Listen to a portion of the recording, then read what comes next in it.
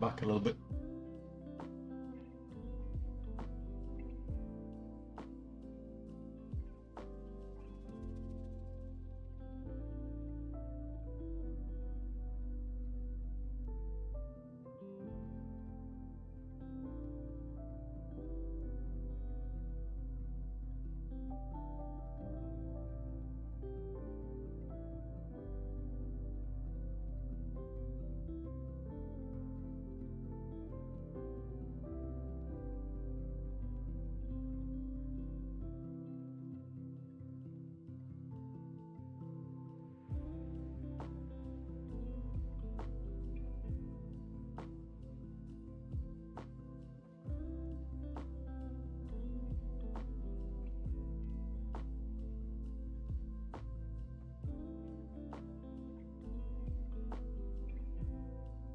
Okay, now we can be back at it. Concentrate, Tony.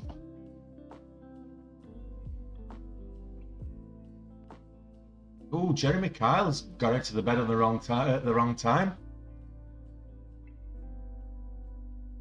On the wrong side. Hey, not very well. Starting green. Lovely, lovely run up this on United Maritime. US UC United Maritime. Thoughts on Apple to 151? I doubt not today. Quick look at Apple. I'm not sure about today. I think we might get a bit of a sell-off today. We had a nice rally yesterday after the PPI numbers came out, but which I was kind of surprised about actually. But 151 on Apple today, I'll be very surprised. Yeah, possible. But you asked for my thoughts, and my thoughts are probably not.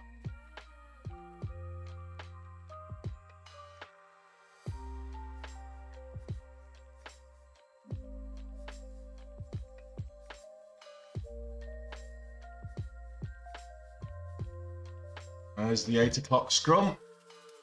Always gives me a heart attack, the 8 o'clock scrum, because when it drops about 30, you get the spikes to the up and down. Drops about 30 cents, 50 cents, whatever. So I want to get out of this.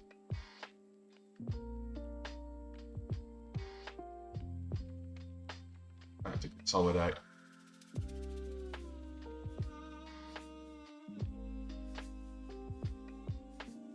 There we go. Let's get out.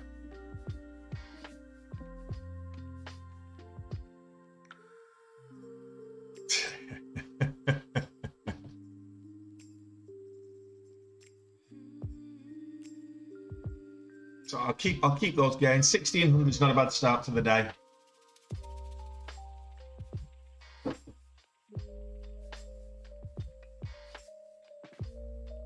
And now I can get the stream set up properly.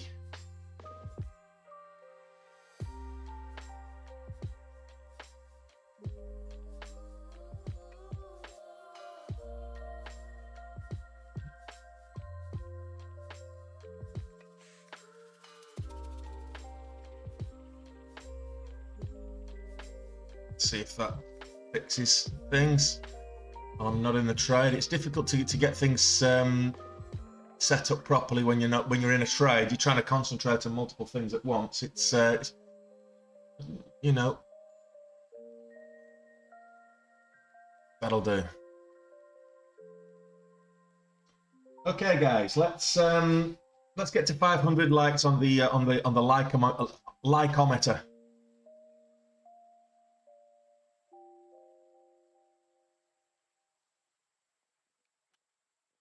Just helps with the algorithm. Everybody just tap the screen 10 times. It'll help with the algorithm. Let's get over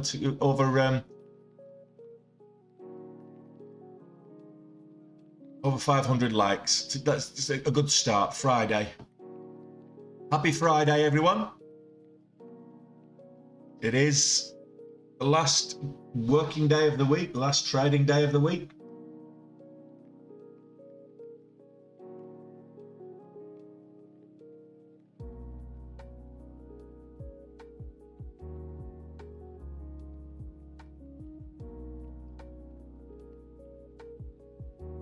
Okay, still a way to go, guys. Come on, let's get the fingers out at those screens. Hit the thumbs up button on YouTube. Like the stream on Twitch. Give it some love on Twitter.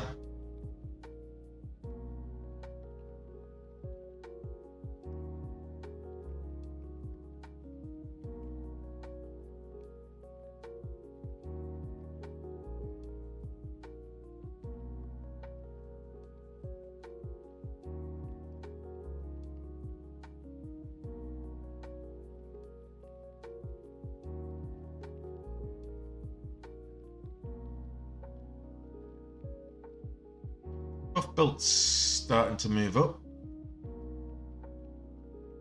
Let's have a look at the other movers. Oh, what just happened there? We've got a nice little bit of volatility and volume spikes with Intelligent Living. Intelligent Living Application Group.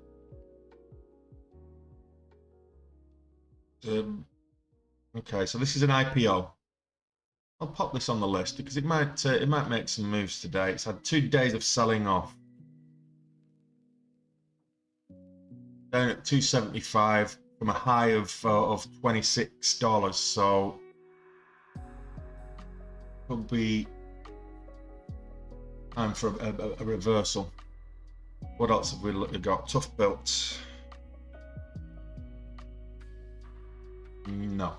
So there's no trade on Tough Built just yet. United C, there's the I missed the breakout. Typical.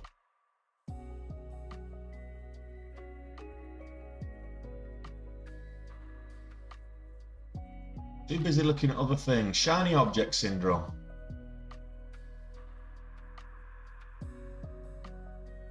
Hey Matt.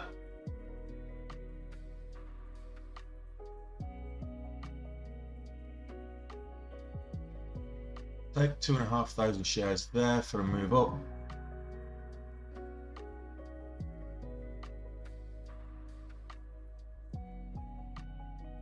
You can get 10 cents on it. An add. Break of highs. Currently the high is 82, so let's see if we can get a break of highs.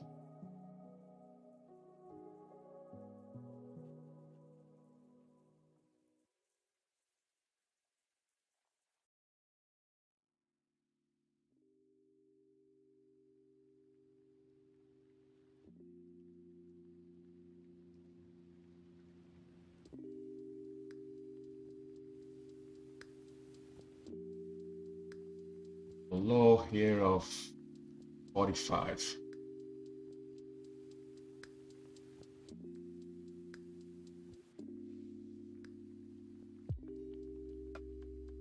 Okay, so we've just added to our position. Now got 5,000 shares in here. Just breaking highs now.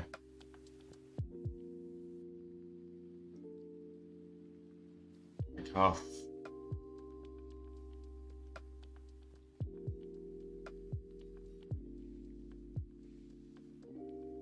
Taking half off. Back to 2,500 shares. And I'll just get out there. Oh, it was $125 on that little move.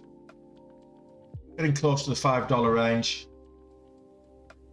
$5 an important level psychologically. Past the key resistance level already at 450s.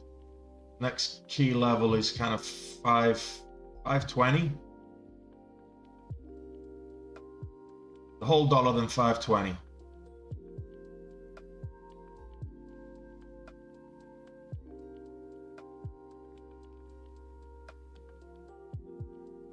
So here's to another one, absolutely, Matt. Looking for the bounce on the $half here again. So, which way are we going up? bounced at 445 previously, so I'm looking for looking for a move down to 450. Take a position with the risk, 5% risk, if we can get to 450.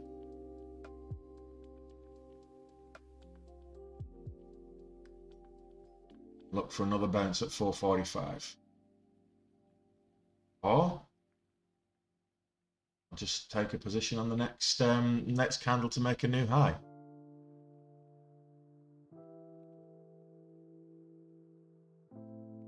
There we go. Made a new high, so we're in for 5,000 shares.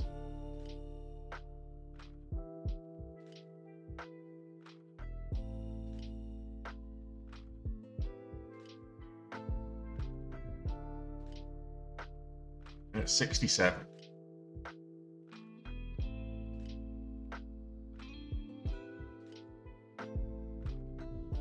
Look for the highs again.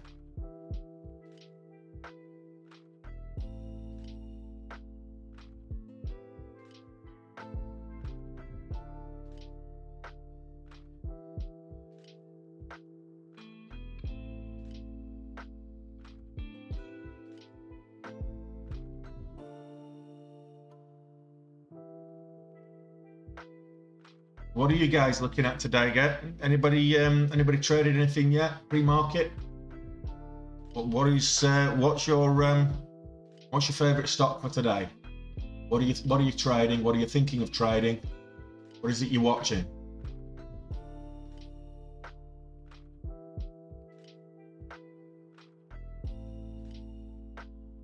Made a new high again. Looking for 480.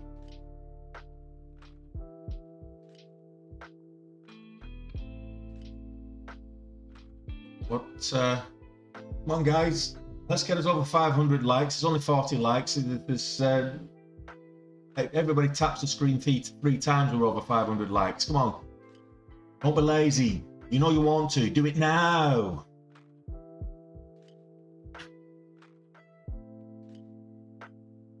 There we go. Nice community. Well done. It just helps with the algorithm. If we've got an engaged stream, it basically says that this stream's engaged. And if we've got an engaged stream, it pushes it out to more people as a suggestion. We can get more people in the stream. The more people we get in the stream, the more comments we get. It makes it interesting. We get people asking questions. I can answer the questions. It makes it more educational. So yeah.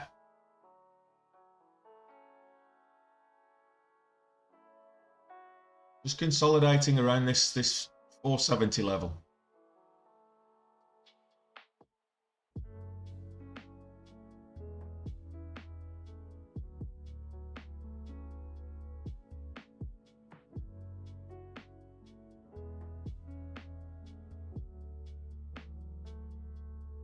Nexi.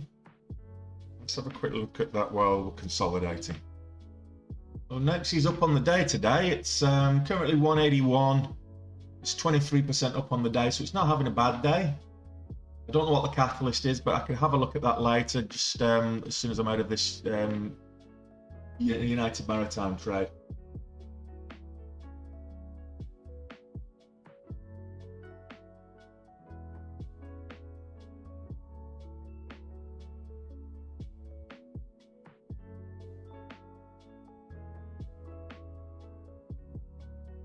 Okay, so let's see if we can get past the $250 here. 75's target level. Just consolidating.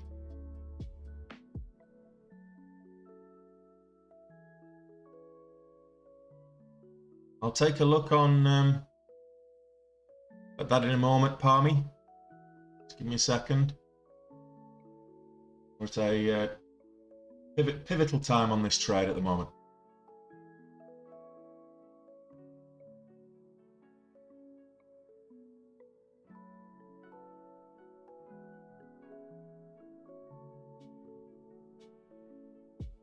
Careful with you wouldn't be trading GameStop pre-market anyway. There's never any trades for GameStop pre-market. It's always low volume. AMC possibly, but not GameStop. It's except for when it's going on a big run, in which case you don't have to worry about that. But because that will always continue in the open hours.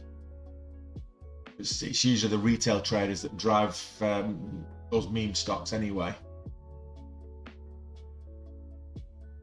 I mean, the HFTs are still responsible for a lot of them. In fact, they're responsible for about 70% of all trading activity. More than two-thirds of all trading activity is high frequency trading. It's the computers in the hedge funds and the banks.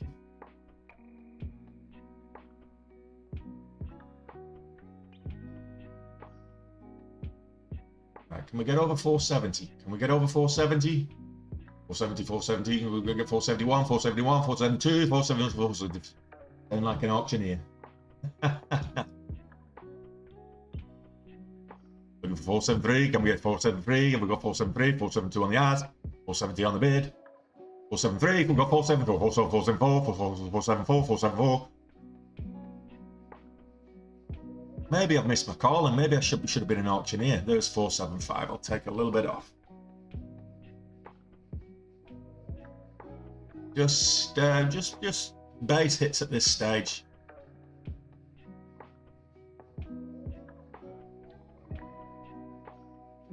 Yeah. Ooh. Did well to get half off then, before it plummeted.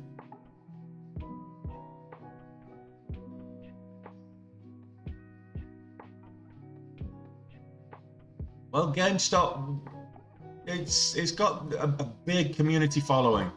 GameStop, AMC, the rest, big community followings.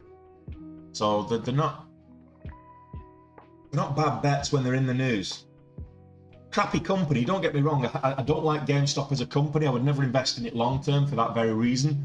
It's a bricks and mortar company. I know they're coming out with all kinds of news sound bites that they're getting into the digital space, but are they really? I mean, it's NFT marketplace, whatever. That really do much. But the reason I don't like GameStop is the way that they treat their employees. They're a terrible company. If you speak to anybody that's ever worked for GameStop, I've never worked for them, but I know a few people that have. If you speak to anybody that's ever worked for GameStop, they're a terrible company to work for, and they have no respect for their own customers either. You try going in there and getting a decent price for the last version of Call of Duty or whatever it is. You try and resell your Xbox One in GameStop, you'll get $50 for it, if that.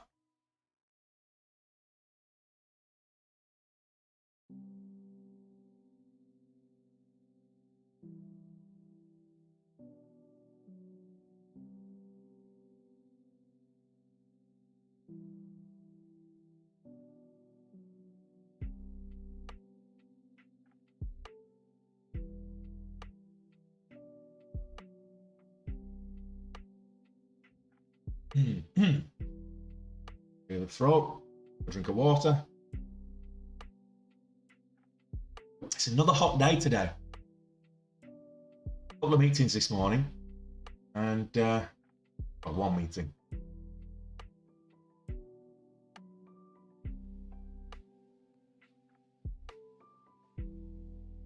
I don't like leaving the apartment. I mean, it's I have to deal with people. Whenever I leave the house, I have to deal with people, and I don't like that. People are horrible. Idiots. That's the problem with dealing with people, is having to put up with abject stupidity, and I don't like that. I don't like that at all. People can just be... I mean, the thing is with common sense, is it's not common.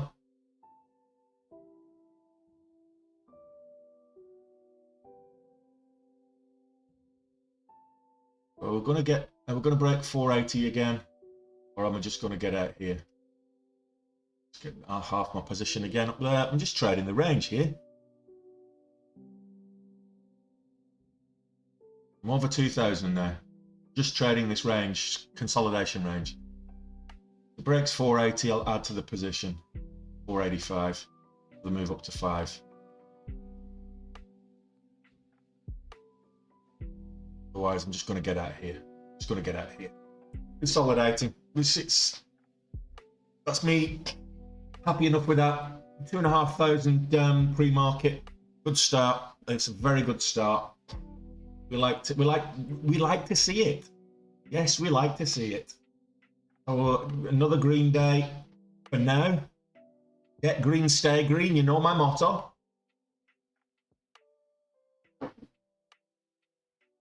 Just trading that range between 460 and 480. Relatively easy money. Scalping that 20-cent movement. All right, let's see what else is moving.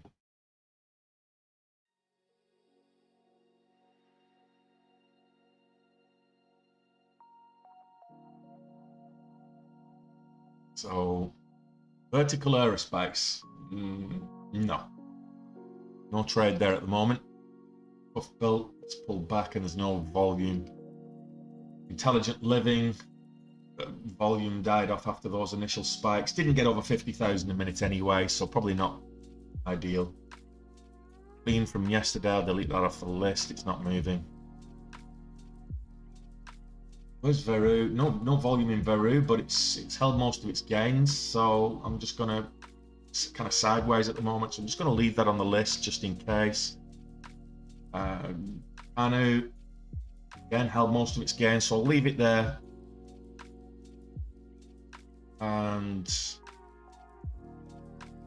Buy America's lost all of its gains, so I'm going to take that off the list. Okay, markets. S&P 500. Let's look at the 15-minute chart. So the S&P 500 had a lovely rally yesterday after the open. Been trading sideways since. So the same with the Nasdaq. Slightly red on the day at the moment. The Nasdaq. This is why I'm thinking that things like the tech stocks in particular, Apple, Microsoft. I'm thinking that they might have a bit of a sell-off today. In my opinion, just not financial advice. Don't sue me. Okay, back to United Maritime. Okay, so we're around that. Did break 490s there. Also, I was faffing around with the other stocks. Finimize, Finviz, Yahoo Finance. There's lots of other places that you can get it. Google is your friend, Matt. Just put Benzinga versus into Google and it'll give you a whole bunch of options.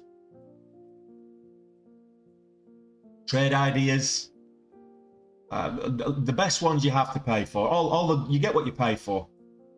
But for me, Benzinga is the best. Trade ideas is not bad either, but I prefer Benzinga. I think Benzinga for me is everything that I need at my fingertips. Okay, so I'll wait for the pullback, and we'll go again. A confirmation break of $5.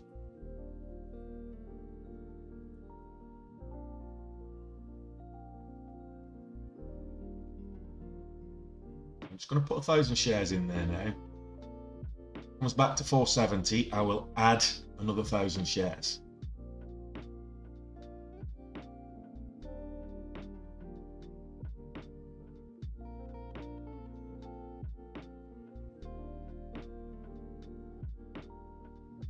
The reason I'm going 1,000 shares now is if this moves up and breaks $5, I want a little bit of a cushion on it so I can get in there for a discount.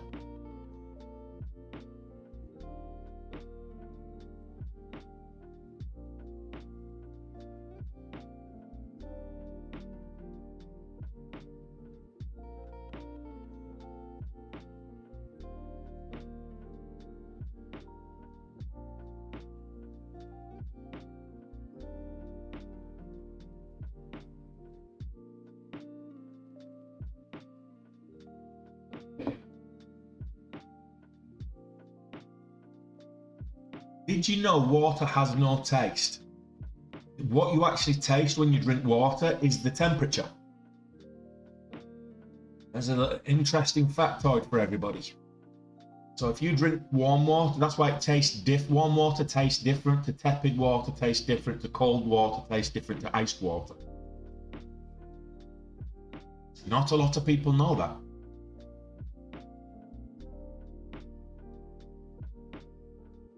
Ah, well, you're smart there, Matt. We're getting a bit of a double top here at 490, 493, 494. Devil horns on the 2-minute. The devil horns, so I'm just going to get out of this. I was going to add it to 470, but I'll wait for it to finish its pullback. Get the devil horns. It's an instant exit indicator. So down at 460s, we'll probably get down to kind of 450s. I may add at the VWAP for a bounce on the VWAP. Pull back all the way to the VWAP. I'll add at the VWAP.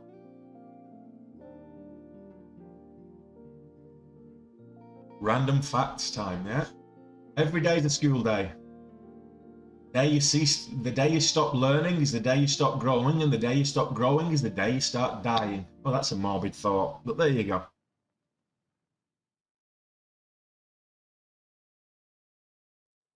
Anybody else want to chip in with some random trivial fact that's of no real use to anybody?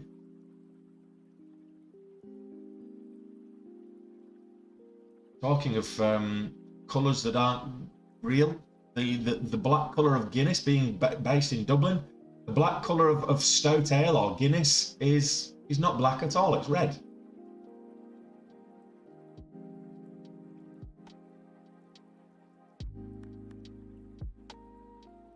The high of this candle right now is 71.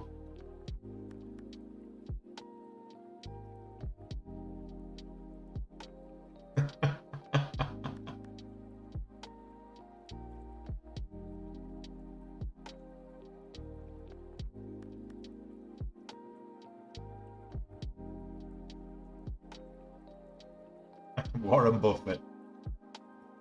The financial markets is an instrument created for the impatient man to give his money to the patient man. Absolutely.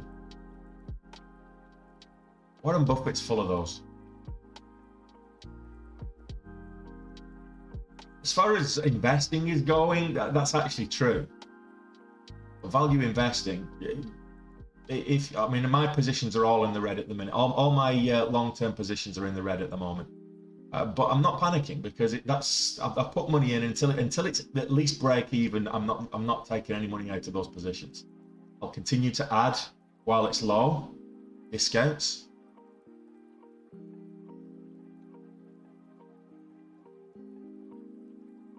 Bit of a fake out there.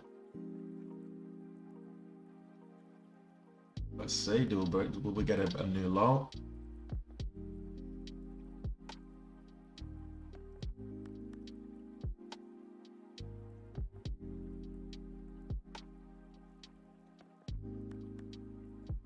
So I was looking for a candle made a new high there, so it's a sign of moving up. We got some volume started to come in as well, so but not as much as this candle, which is a bit of a giveaway for a fake out.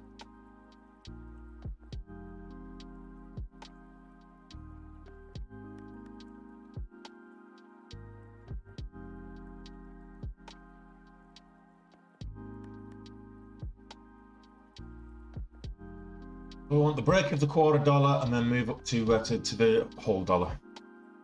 That's what we're looking for here. So 74. And back to the auctioneer again. We've got 74, 74 on the ass, 74 on the ass, 72 on the bid, 72 on the bid, 73 on the ass. Looking for 75.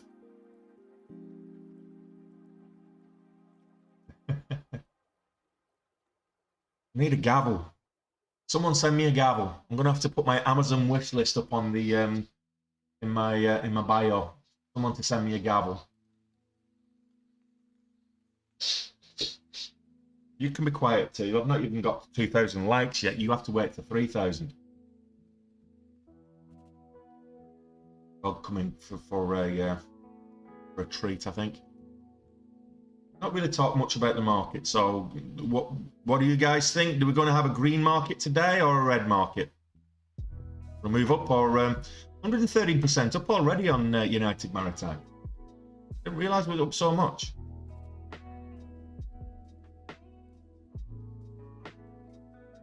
Yeah, I'm kind of thinking that myself.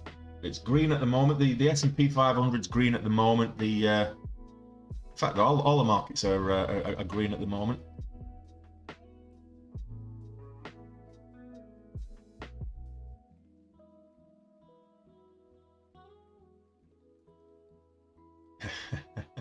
Leave it to Matt. He'll look after you, Miyako.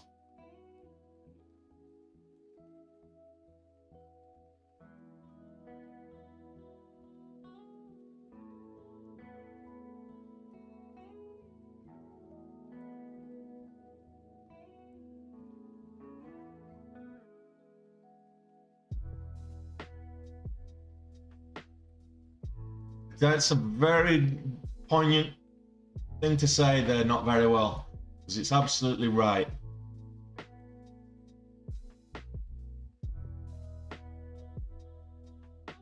So someone's asking, what is this stock and why is it moving? Well, it's United Maritime, ticker USEA, UC, and it's moving because the company announced acquisition of 4 oil tankers.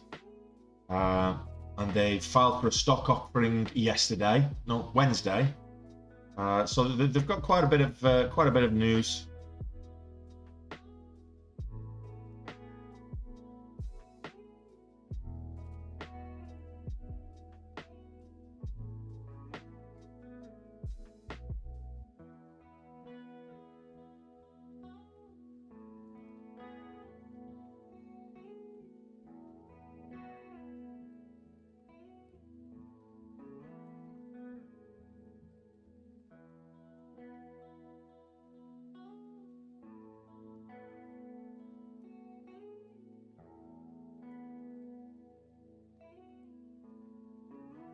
What's the VWAP? 46.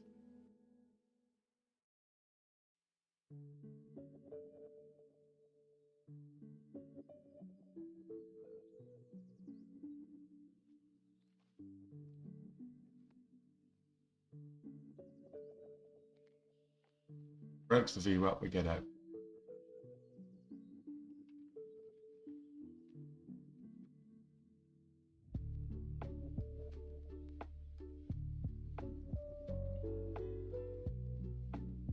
For bounce on the VWAP, you get it.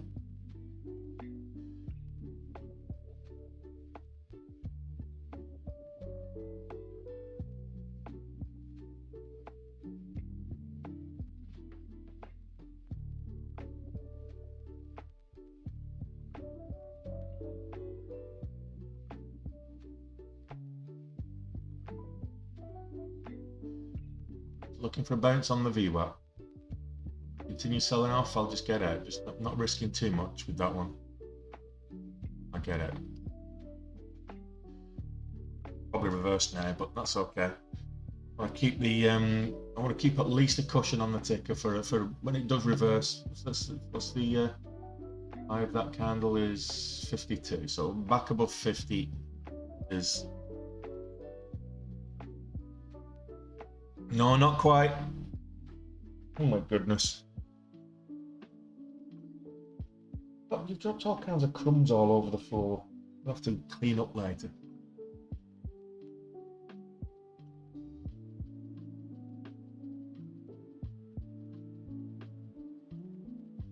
Well done, Kirian. Good day yesterday. I made all my gains on Canoe yesterday. I went long off that double bottom.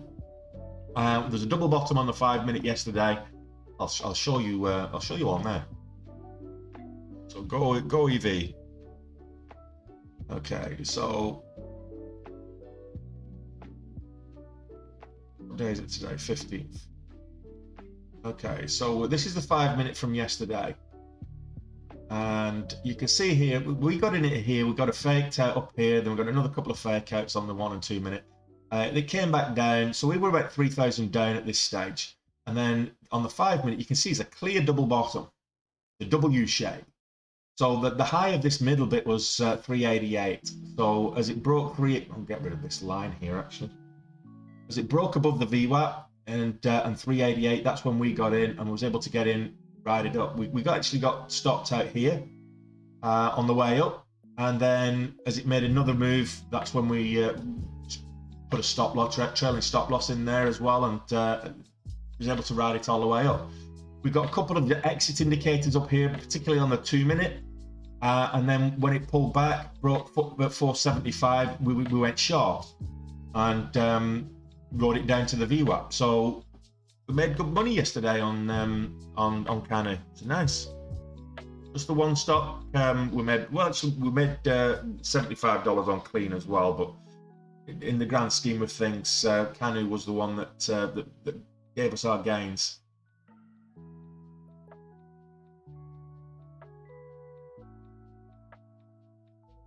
Well, that's okay.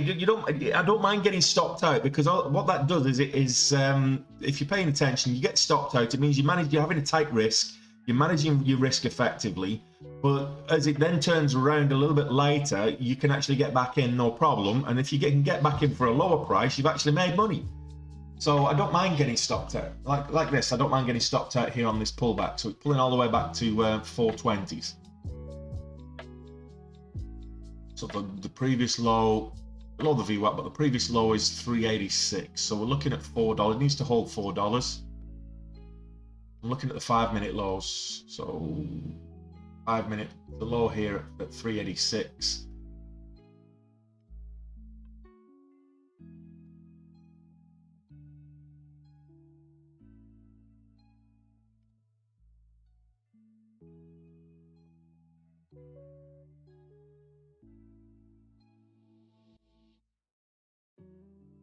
Here's snooze. Doesn't know what he's talking about. When you've got a trailing stop in, pal, you wait, you get stopped out, you wait for it to, and it's consolidating, pulling back, you wait for it to finish pulling back and then continue the rally. That's how you make money. Muppet. You know, people are laughing at you. You come onto my stream and you prove every single time that you know nothing about trading, and you make out like you work for some kind of hedge fund or something. You don't work at all. You're unemployed. You're a dole dosser. But you cannot bully me. You're making yourself look like an idiot, pal. You can't bully me.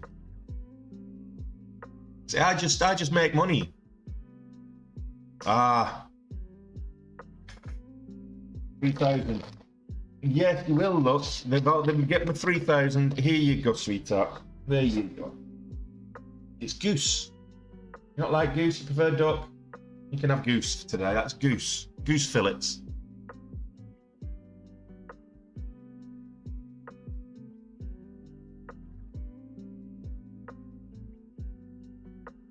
So someone like it's Snooze, you know, was it Andrew Tate from Wish? Someone like him would have had me holding this position here all the way down, because getting out, not stopping out, and then once you get stopped out, you're not allowed to enter a trade again because you got stopped out. That's real sound logic. But there you go. You look at this on the 15-minute, for example, on the 5-minute. So you get in on this move up, and then when it starts to pull back, you get stopped out, and then you don't get in it again. So when it starts to move up again here, you don't get in it again. You make absolutely 0 sense, pal. Shows that you know absolutely nothing about trading. Come to you. I wouldn't come to you with my bank statement. You'll lose me money. At least I'm on here actually proving that I make money. All you've got is running your mouth off because you're an idiot. But you're good for the algorithm. You're good entertainment. I'll give you that. You're good, decent entertainment. You're good for the algorithm. People like you actually make Twitter and TikTok interesting, because you're the comedy relief.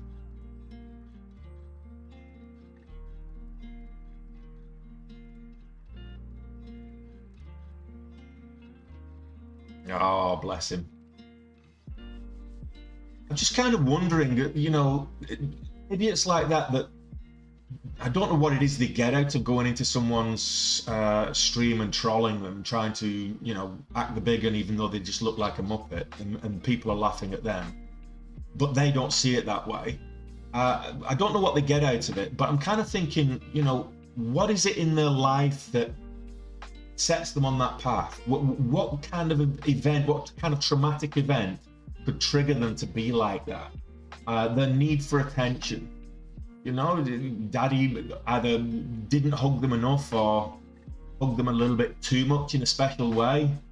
Mommy didn't breastfeed them until they were 17, or did breastfeed them until they were 17. I don't know. Maybe you just got emotional trauma that you need a hug. You know, bless.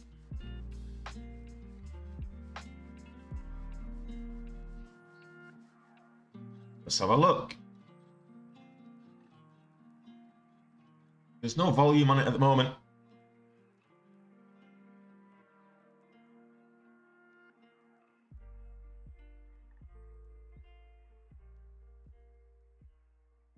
What broker do I use? If you actually stick around, you'll get to see what broker I use, because I tell everybody what broker I use every single day. I'll wait for somebody that's relevant to ask me. Oh, I'm not getting distracted. I'm not in a trade, so, you know. Oh, Alex, you can't contribute. That's okay. You can contribute on YouTube, mate. It's no problem. Absolutely, Maka. We do need a nice green finish to the week. We're having a nice green week as it happens. So let's have a look at my trader view stats.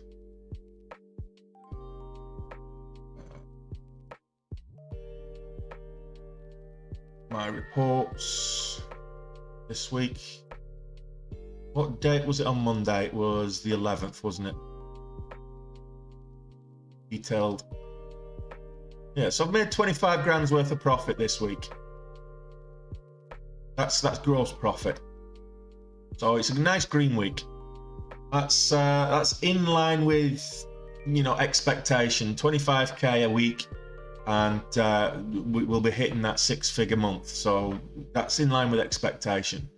Where am I on the? Where actually am I on the month? That's a good question.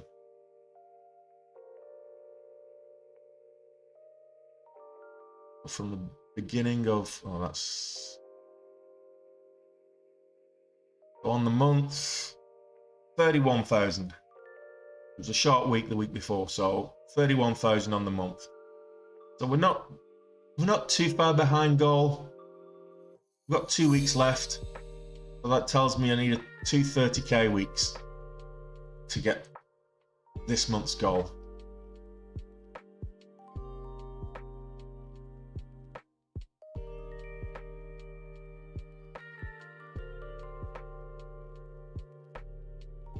Okay, of course you will, snooze. I can check out GBS.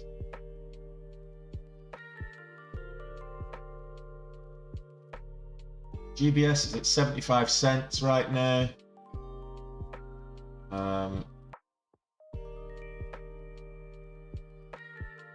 Not doing anything. There's no volume.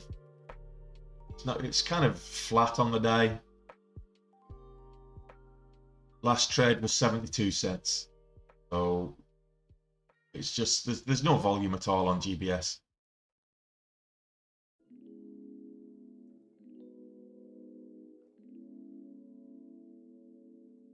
Hey, Big Mars, how you doing?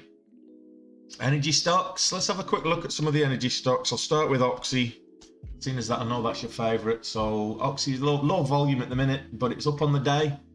2% up on the day. It's up at 58.30, so Oxy's looking like it might have a strong day today. Let's have a look at some of the lower float stocks. Houston American is up on the day as well. Again, low volume at the minute. So the energy sector seems to be moving up, but on low volume at the moment. Let's look at US Energy is up. Very little volume at all. 612 shares traded today on US Energy. Let's have a look at Indonesian Energy. Indonesian Energy is down slightly, ever so slightly. It's got triple sixes, so it's the devil's number. If you're in the Midwest of America, you'd be scared of that right now. So some energy stocks are moving up, some are not.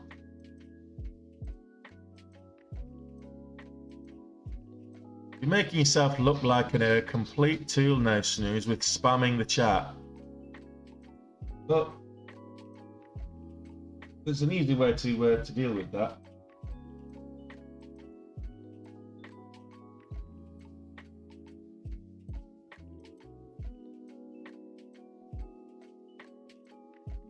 Okay.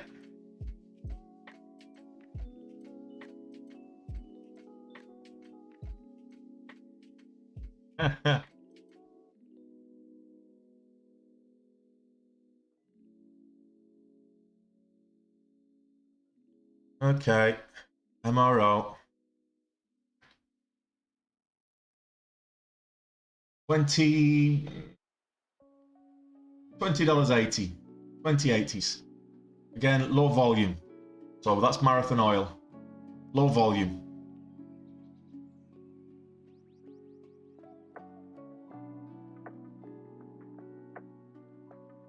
LEU.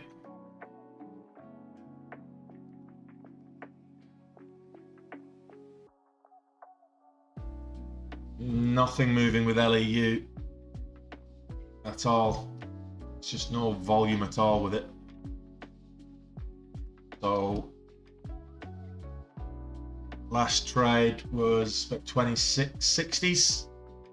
Nothing in out of hours. Hey Phil.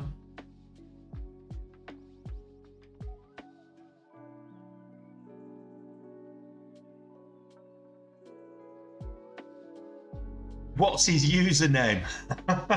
Like I'm going to tell people what my username is to my brokerage account. Are you an idiot? You're just proving what kind of a moron you are.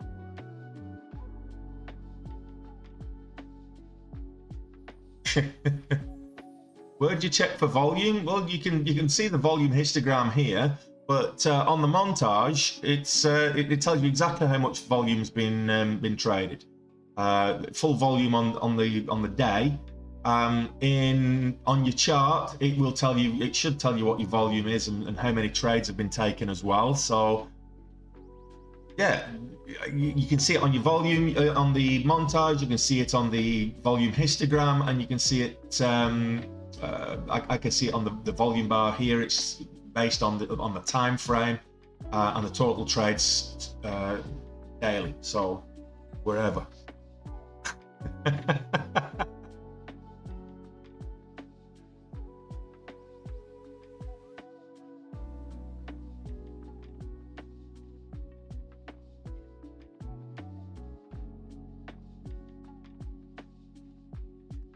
What about the volume for energy at all? There's not a lot of volume at the moment for energy stocks. So hang on a minute, we might be getting a bounce here. 425 bounced on the whole dollar. Oh, not quite, but the low of this was 408. So let's see. Let's take a small position here. I'll wait for a bit of volume to come in before I start taking a position. A bit more volume. Yeah, so I would wait till what we've got 45 minutes to the bell. I would wait for the bell before I look for anything specifically in terms of the energy sector. You tend to find that if we get a few moving, the rest will move with them. But there's no volume in any of those stocks at the moment. It probably will come after the market opens.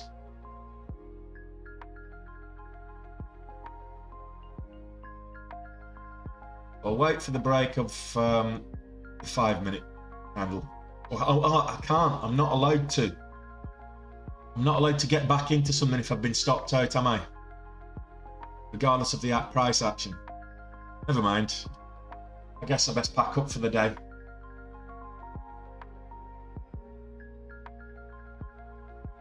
Cheers, Joe.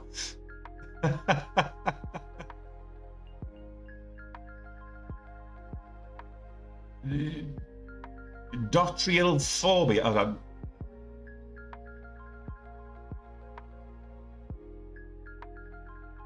What's wrong with this shirt? This is a Wigan Rugby League shirt. Shut up. Go on, Nonya.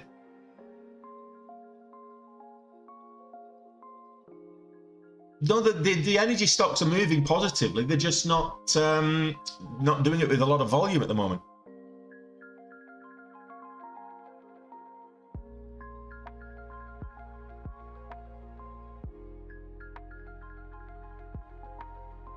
Do I think Biden visiting will change the market a little bit? Which market? Where's he been visiting? I thought he was been visiting the Middle East. Biden just doing his little junket visits to places. All right, okay. And I don't think it's going to change the market. Biden is not going to change the market. He lacks relevance, if I'm being completely honest, in my own personal opinion. No offense, Joe. But the majority of people that voted for Biden didn't really vote for Biden. They voted against Trump. So what are we looking at? 60, 32. So we'll get in here. I'll take a position here. That's new highs on the 5 minute.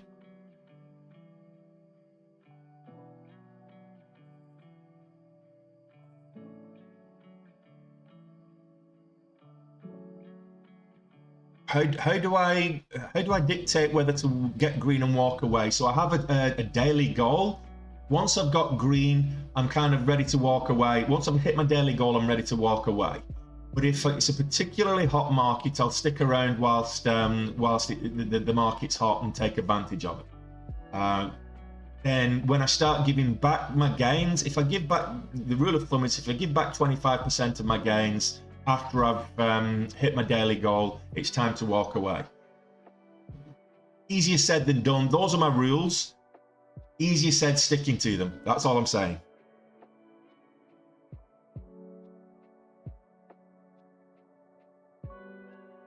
Yeah, you trade with a strategy, but once you hit your target, once you hit your daily goal, like for example, if I'd hit my daily goal and walked away when I was trading Euroclean last month, I would have missed out on a massive opportunity. So it's one thing hitting your daily goal and walking away if the markets are a bit difficult. If you're finding it hard to actually get past or get to your goal, once you get there, you quit and walk away. If you get over your goal, you might want to risk the balance. So for example, my daily goal is 5,000. If I get to 6,000 early on and I'm still in a good position and the stocks are looking very, still looking very, very hot, then I might continue trading. And if you're on a stock and that's moving up, you continue riding it until it stops moving up.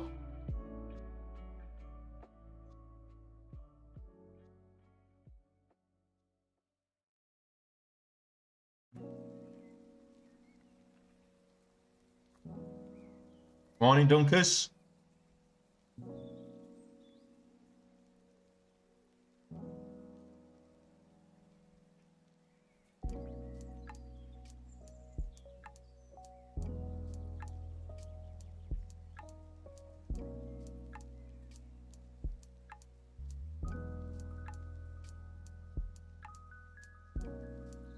How we're looking this morning? Not too bad, actually.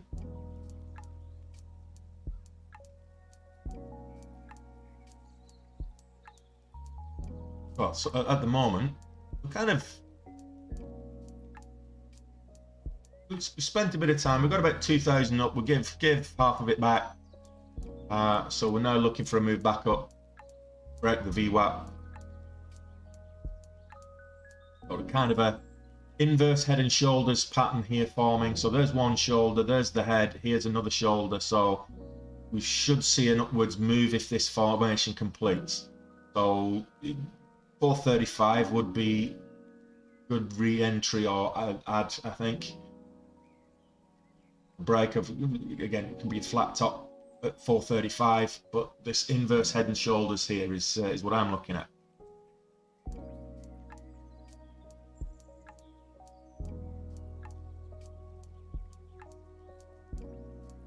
Not had Barocca. I had a pint of water a few minutes ago. Apple's having a good day. So someone asked me 151 for Apple today. Guess what? It was downwards trending when I said that I don't think so. It was down at 148, 148.20s, I think. And it's now 149.80s. So what do I know? I'm just a fat guy on the internet. It looks like Apple could well do 151 today. So if we get the breakout here, I'm going to add to the position. It's not a signal or a call. I'm just seeing this inverse head and shoulders, which is a very bullish pattern. And if we get the break of 435, I think we could certainly get up to the $0.50. Maybe even up to 460, but the $0.50 for sure.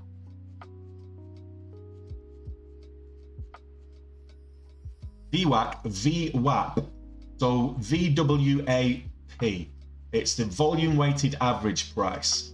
It's this blue line here. It's the only indicator I've got on all of my charts when I'm looking at intraday trading. It's a great intraday trend indicator. So essentially, what it is, it's a moving average, but it's heavily weighted based on how many shares are traded in any given time frame. So I'm on the 1 minute time frame here. So it's based on per minute how many shares are traded and the price at what they're traded at.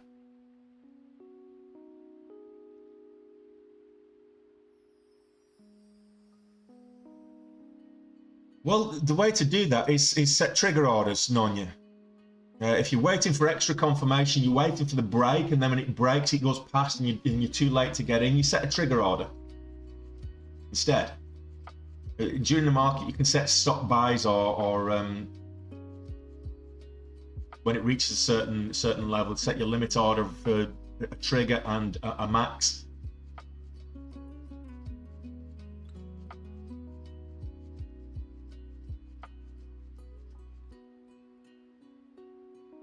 Okay, so now we're looking for the break of 435 for the move up. There's one shoulder, there's one head, and there's the other shoulder. Inverse head and shoulders pattern here. They usually break upwards. Don't get me wrong, the patterns are not 100%, but patterns like this are, other traders will be watching it as well. You watch for the volume to come in for the break of 435.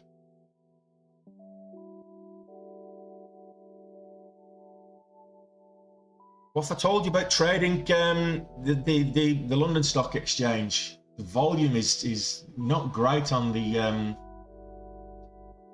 LSE. Even worse on the Irish Stock Exchange. I would rather trade pre-market on the US exchange on the NYSE than during market hours on the the Hang Seng or the FTSE or the DAX or any of the other indexes, any of the other markets, the London Stock Exchange, the Irish Stock Exchange, the German, wherever. I would rather trade the US pre-market than or post-market even than those markets during regular hours. Just my preference. I know some people like to trade the Asian markets. I just don't see the volume going with the volatility. That's just my opinion.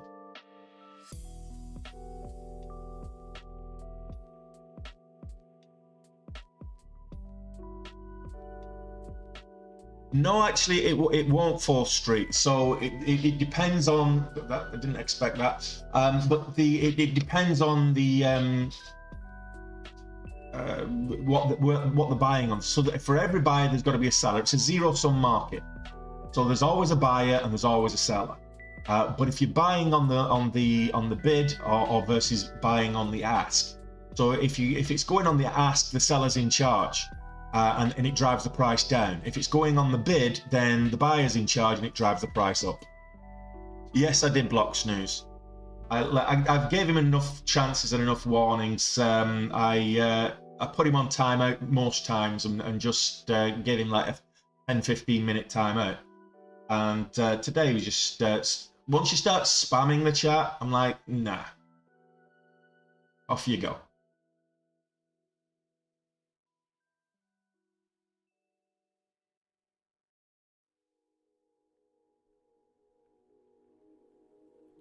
No, I see what you mean, but the traders, the reason why most pattern breakouts work is because traders are all looking for the same for the same pattern. Because we're all looking, as we get the break, we're all looking to buy at the same time, and we can't all buy at the same time. If we're looking to buy at the same time, that then pushes the price up. We're all looking to get in at the same price. Now, there may be some people looking to offload at that price and thinking that that's my time to get out and make a profit if they're holding a position, or they might be looking to short it at that price and try and keep the price lower. But the reason that these pattern breakouts work is because it's where the volume is. It's where you follow the crowds, and you do what the crowds are doing.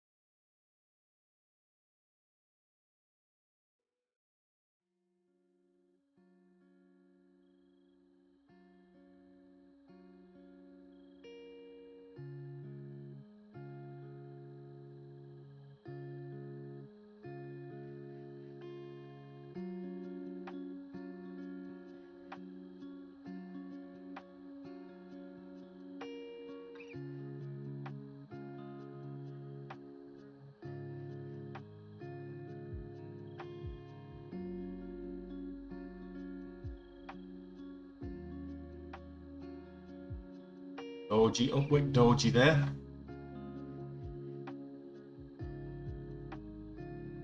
Just need some volume in to actually move the price here. It's just it's stagnated a little bit.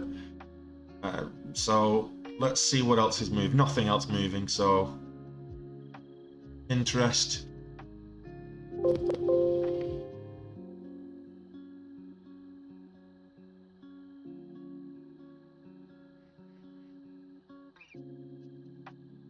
No.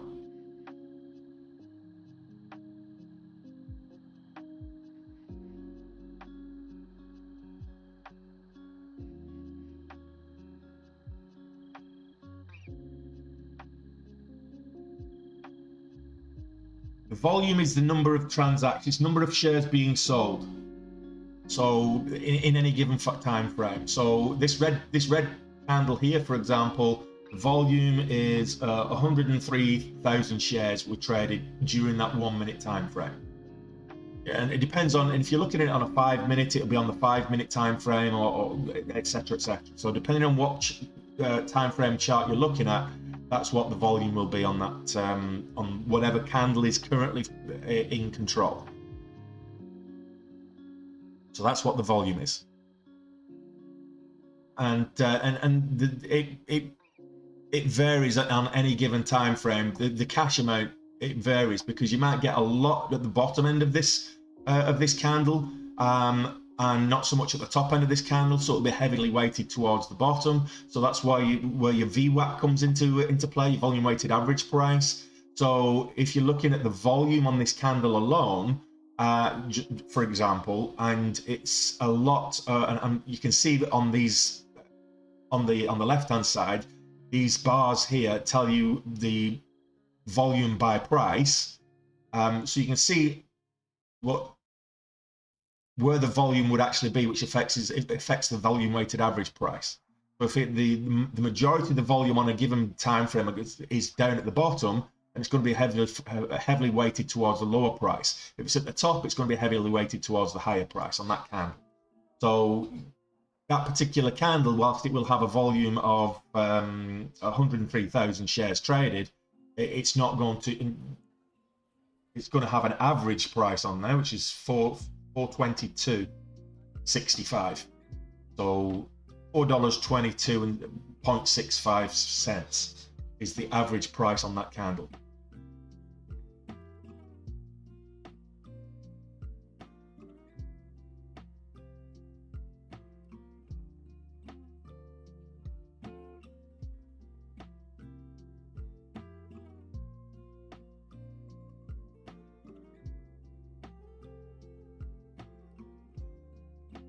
The volume just died out here. I mean, we're 7,500 shares in here. The unrealized is 1,100. The realized is 945. So at the moment, we're about $300 in the red, unrealized.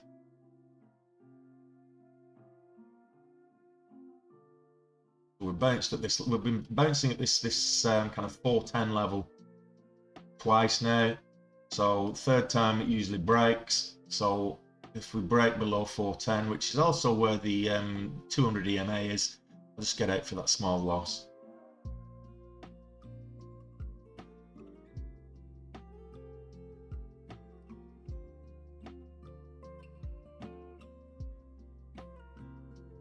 You can always get back in later. Apple up at 149.80s. SPY up at 381.60s. In fact, this is below the VWAP, the 9 and 20 EMAs is looking very weak.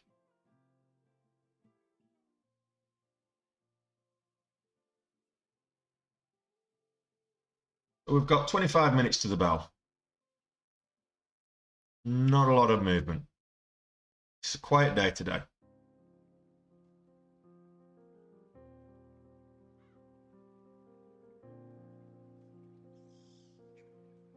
Look at tough built now, below the VWAP. Vertical airspace below the VWAP. High leg sideways, ranging sideways around the VWAP, so I'll keep an eye on that.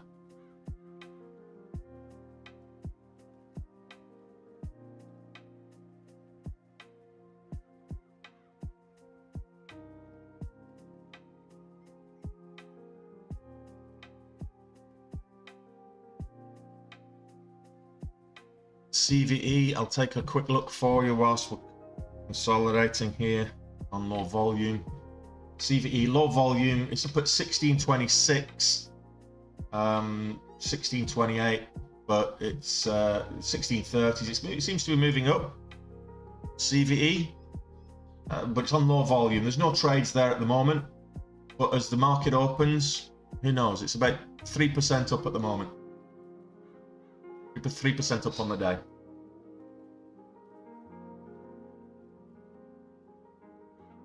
Not telling you what you should or shouldn't be trading. I wouldn't be trading that because it's for the lack of volume, but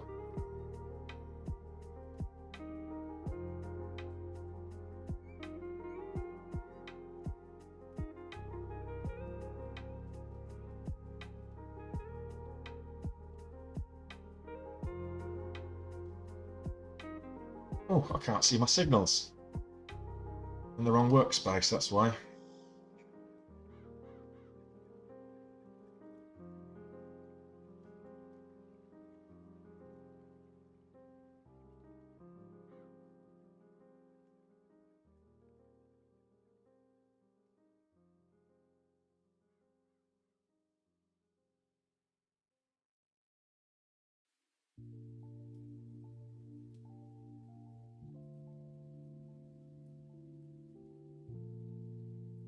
Anything that you want to see, guys? We'll take a look at the crypto market. Not trading crypto, it's not a crypto channel, but it's always nice to just take a quick look.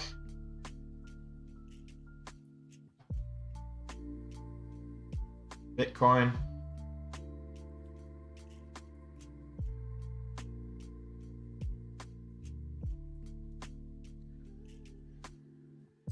Bitcoin is up at 21. So nice. Crypto's having a nice day today. So Bitcoin's up at 21s now. 21,000. Ethereum's over 1230. Ghana. Not having a bad day either. So crypto's having a nice day today. XRP is up at nearly 34 cents. So Bitcoin over $21. 21,000 that is. First time since a week, since the 8th. So Bitcoin having a little bit of a rally. Long may it continue. Underwater with Bitcoin at the moment. So that should be everybody's target, Dunkers. A consistent base hits. If you're swinging for the fences with every single trade, then you'll lose money. Yeah, I can see that. It's approaching the VWAP right now. Canu. So still red on the day. Canu's making a little bit of move up, 440s. So if we can get above the VWAP and sustain, I might be interested in that at the bell.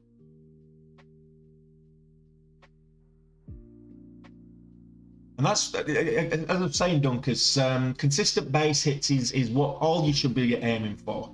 Occasionally you'll get a good runner and you let it run and it can make all the difference, but that shouldn't be what you should be aiming for. Consistent base hits. If you can make $200 a day, that's $1,000 a week. $1,000 a week, that's what, 50 grand a year?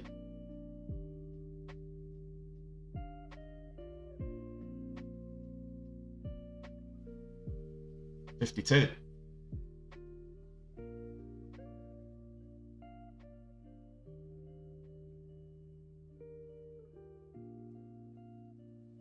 And that's just on $200 a day. If you get $500 a day, you're at six-figure earnings. It puts you up in the top 25% of all earners. That's $500 a day. So small, consistent, daily base hits is more than sufficient.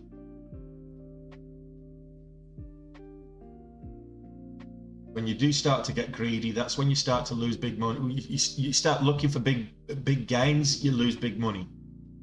It's better just to concentrate on being consistent. Consistency is more important than the big profits. I would watch Canu, but I'm in this trade at the moment. Canu's, I'm watching it on the other screen. It's going mental at the moment. So this is Canu Core EV. It's going mental at the moment, but I'm already in a trade, so I'm waiting for an opportunity to either exit or complete this trade. I'm not gonna. By all means, go ahead and trade it. You don't need to wait for me. And I'm not going to jump on something just because of FOMO. If it's genuinely strong, it will sustain into the open market, which is 20 minutes away.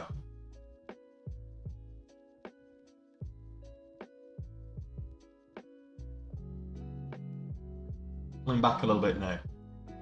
Oh, if it pulls back to the VWAP and uses the VWAP as support, that's a good sign.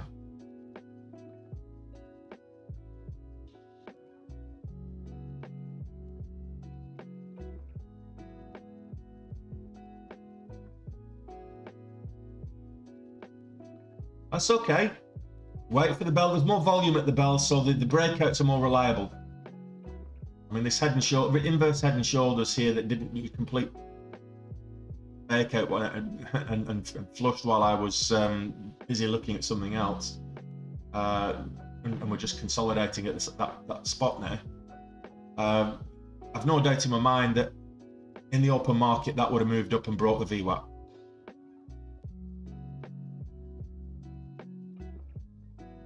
The lack of volume is Kind of startling at the moment. 6,000 shares a minute. It's next to nothing. And pulling back to the VWAP. 440, 445 is where the VWAP is. It's at 48 right now, 46 now.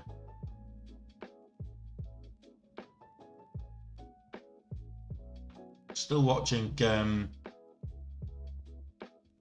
United Maritime at the same time.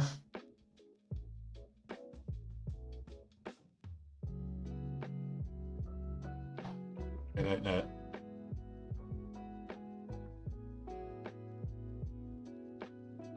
That looks to be done for the day. Now we can look at Anu.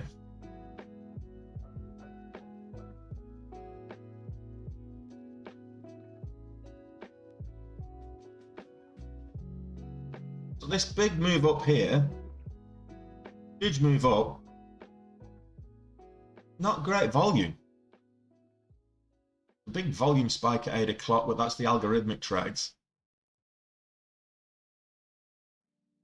It's not huge volume. On the 1 minute. Excuse me. Up another break.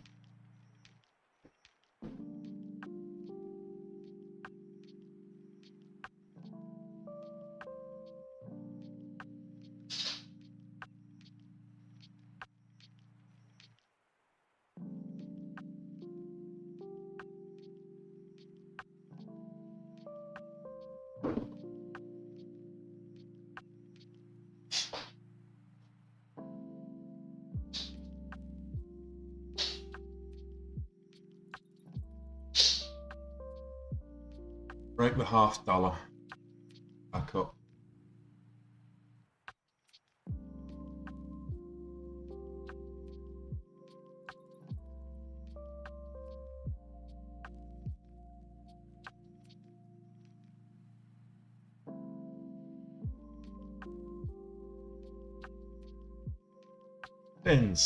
Pinterest, what are you doing?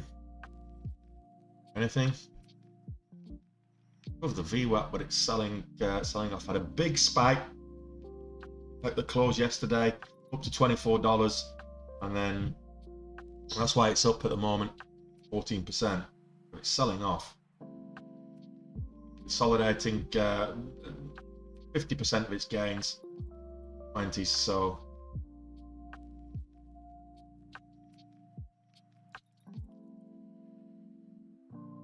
Peru. 1970s. Yeah, we can take a look. Target, no volume. You see there's no volume here. With 7,000 shares traded all day today, so there's no volume. Slightly up on the day, 2.3%. It's been moving sideways since kind of lunchtime yesterday. But there's just nobody trading it at the moment. Target.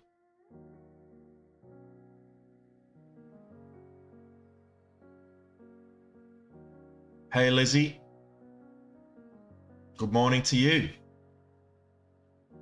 Friday, mid-July. That's actually a very, very valid point, Nonya. It's Friday, mid-July. July and August, the volume does tend to be a little lower in the main. I mean, last year wasn't too bad. Let's have a quick look at trader view stats on the year. Clear that. Let's look at the detailed. What was 21 like last year? July. I took the last week of July off. Had a good month last July.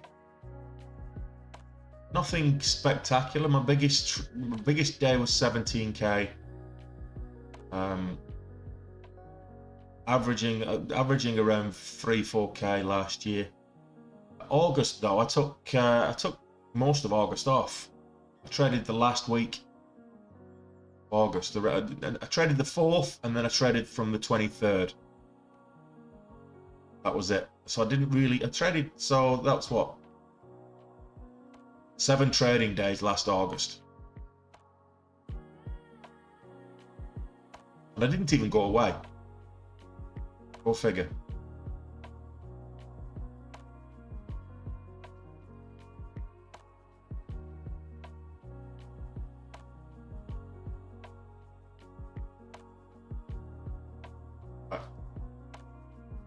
Back to the stream.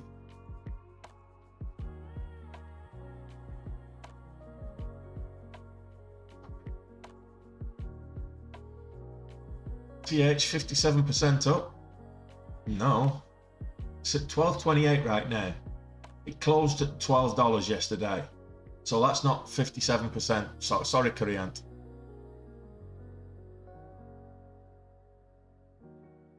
Yeah, 2020 August was I lost money, granted, in both July and August in 2020. But the markets were piping. There was a lot of volatility.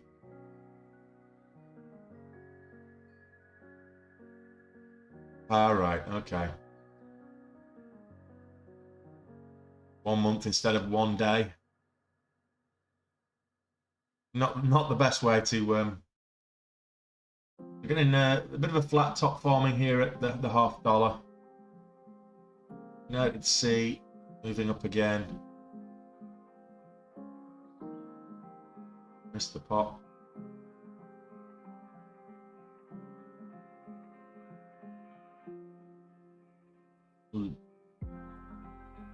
Back in this at 4.30, so for the break of 4.35.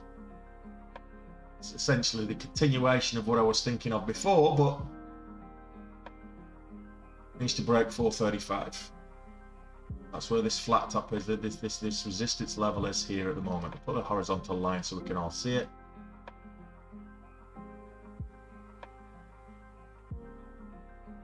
Rejected again at 4.35.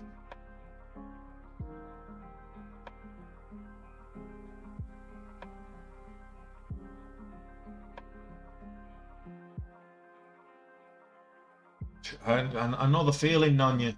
I know the exact feeling. I would have definitely had $1 million a year if I traded the whole of 2020 the way I'm trading 22.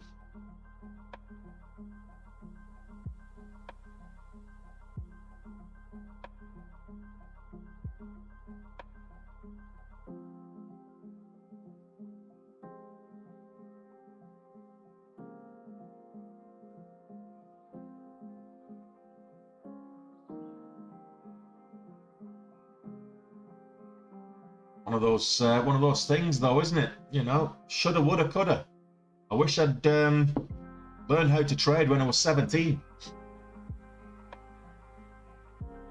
Well, you couldn't. There was no computer trade. There was no online trading back then. But I wish I'd learned to trade 10 years ago. That's for sure.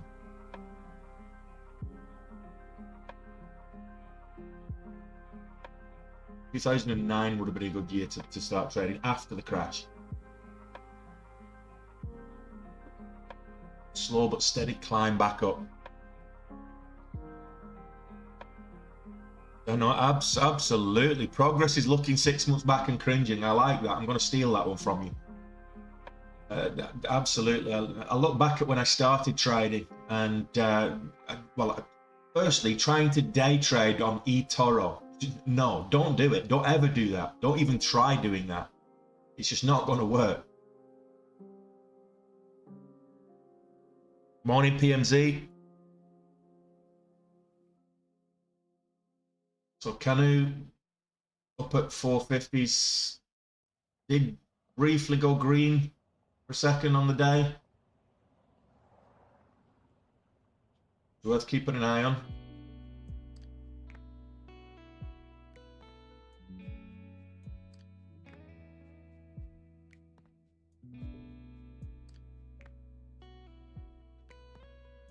Well, I hope it is PMZ right now. Robin Hood. Yeah, well, I think the least said about Robin Hood, the better. I actually got stung Who was I trading with at the time? In the UK, I can't remember who I was trading with at the time. Might have been Interactive. I got stung with the whole GME debacle when Robinhood and the market makers decided to you could close your positions, but you couldn't open a new one. I'm like, well, if that's not market manipulation, you know, you can't buy, you can't add to your position, but you can close. Well, how are you going to do that? Let's face it, there's got to be a buyer for every seller. So what you're essentially saying is only market makers can buy shares, and they're going to buy it on the down tip and short it. It just made no sense.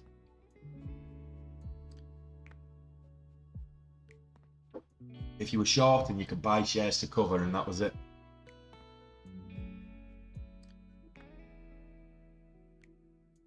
And who's looking good?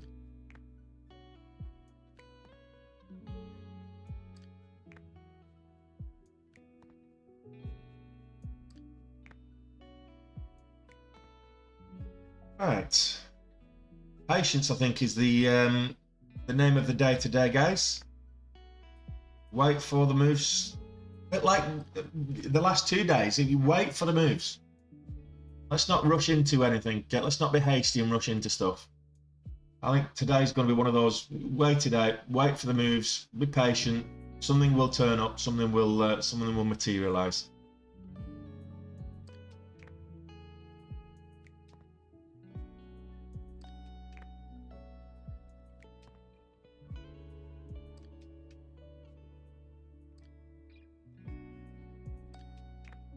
Yeah, absolutely.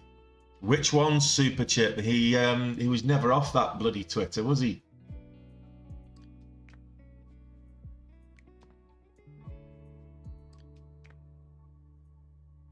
Forget it, go bubble.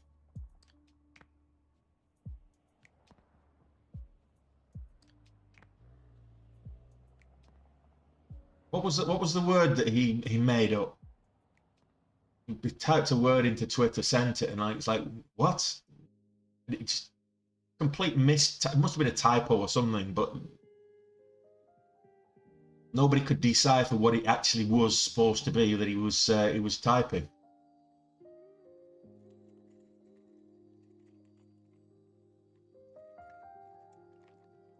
Yes, Michael, we've got United Maritime in front of you. UC. And who's just gone green? So it's up at 460s. So this is also watching this one. Not in it right now, but watching it. So Canu just gone green 460s.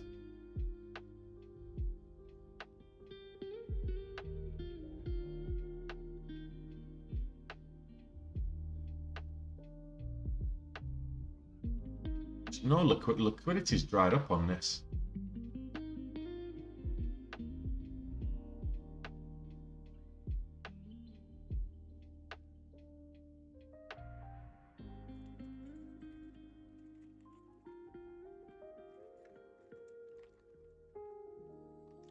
Morning, Michael.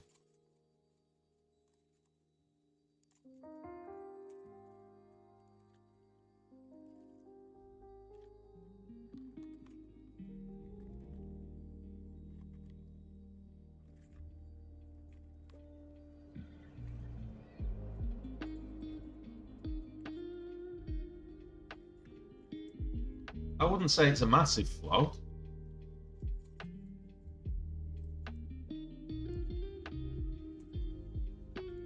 I mean, it's not one of these micro floats, but it's not massive. It's only 150 million. Massive float. We're talking billions. I mean, if you look at the float on something like a Microsoft or these high cap stocks, 150 million isn't massive. I do prefer stocks that are under 100 million, ideally less than 10 million, but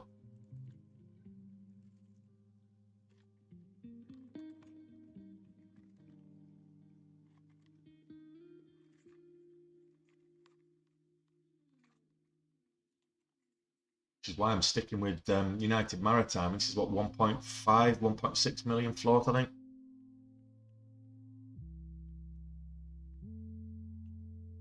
GameStop. I'll have a quick look on the other screen for GameStop. GameStop, no volume on GameStop at the moment. Up at 138.70s. I think we're all ready for the open. 3 minutes, guys. Oh, 2 minutes. 2 minutes for the bell. Let's see how we're going to get.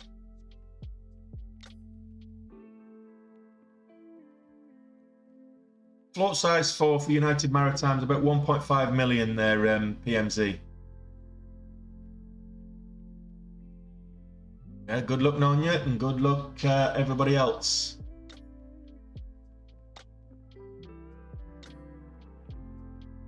"90 seconds to the open." Holding this into the open, I'm not really sure whether I should or not, but why not? 5,000 shares, I'll risk 20 cents on it.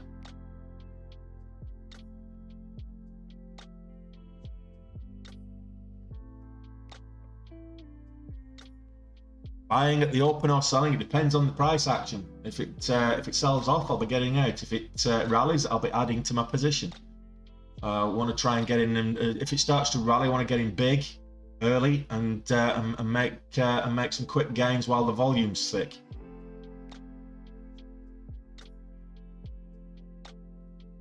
Oh, I'm not better than anybody. I've just got a bigger appetite for risk. Stronger appetite for risk. I'm an aggressive trader, so I tend to risk a little bit more than perhaps I should do. And certainly people that I'm teaching, I recommend a lower tolerance for risk than what I take.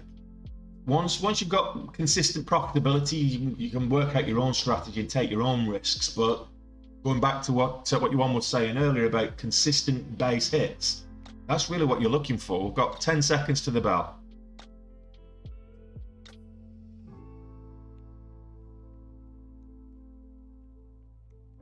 Here we go.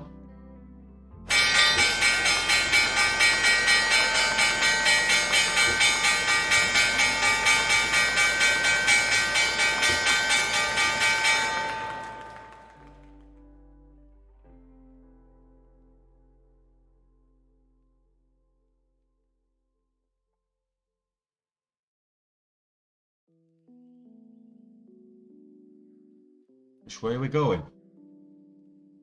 Oh, you fool.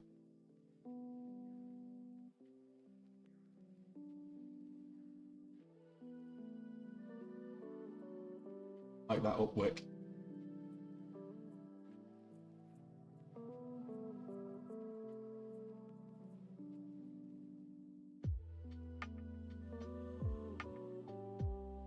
I'll just move my stop to 32, just above break even. If it pulls back now, made half of the loss back. See it break this opening candle high. Okay, there we go. We can get in there.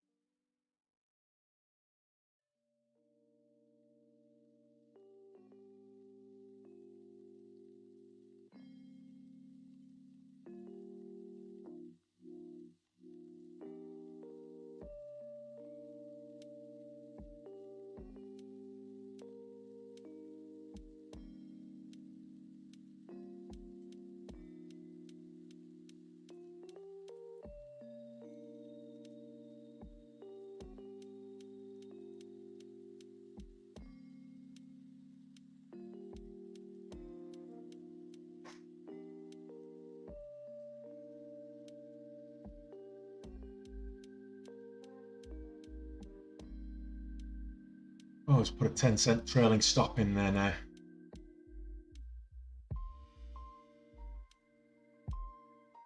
Green. Good green. 7,500 shares. We've got a 10-cent trailing stop in place. I'm just going to add to the position.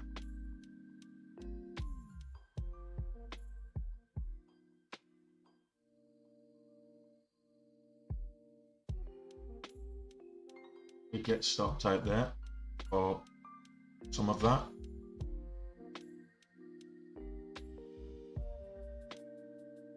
Actually just took some profit for us.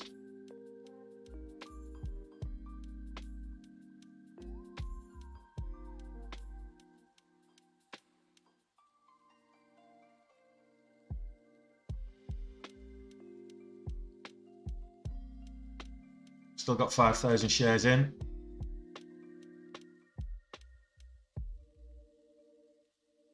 Shares, United Maritime, Usea. Get out if it breaks 470.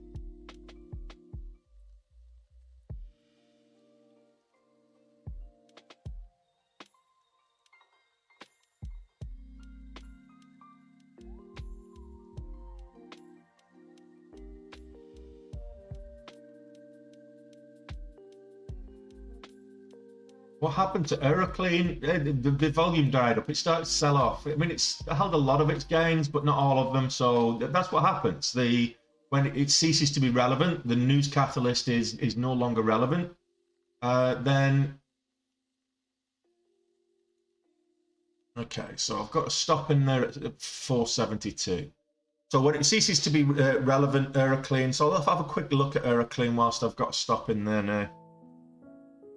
A profitable stop in there. Have a quick look at Evtl. You can see there's no volume. There's nobody trading it anymore. It's 70,000 shares traded all day. So that's Evtl.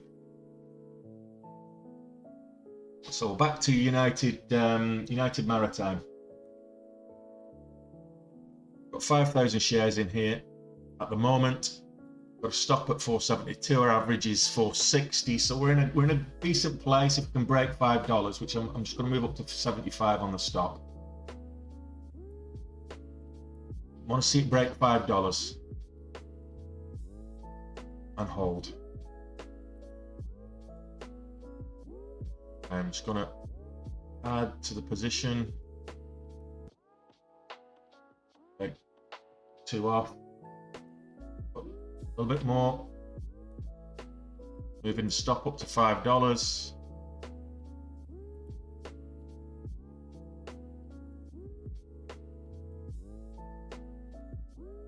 a 20-cent trailing stop in place now.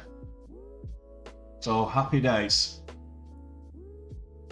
7,500 shares with a 20-cent stop. Our average cost is 488, and we're up at 430s. So the level up is 570. Salt level is 573. So we're way off that. Just happy with my stop now. And base hits, pulls back too far, we get stopped out.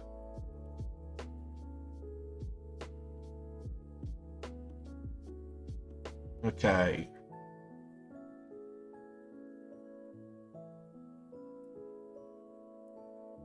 The last time I made profit on a trade that continued through the open would have been Tuesday.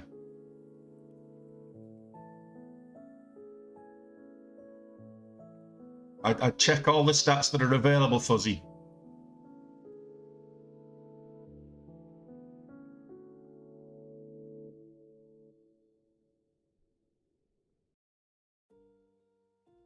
Yeah, volume's good. It's looking strong. I'll put 518 on my stop, so I've got 10 cents on this at the moment. I've got a 20-cent stop because it's the range on this is quite big, so should get at least 2,000 out of this, even if it pulls back.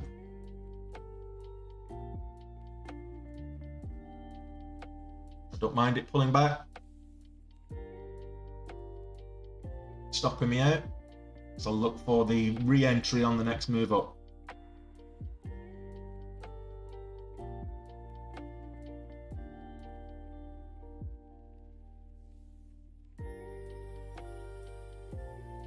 Yeah, well, I can pull those stats up in a minute, Fuzzy. There we go. We got stopped out, so we're 4,000 up on the day. So it does give me. I'll have a quick look now on the stats. It does give me the time of day that I make the most gains.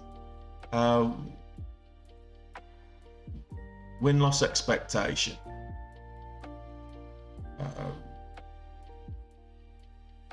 Days times.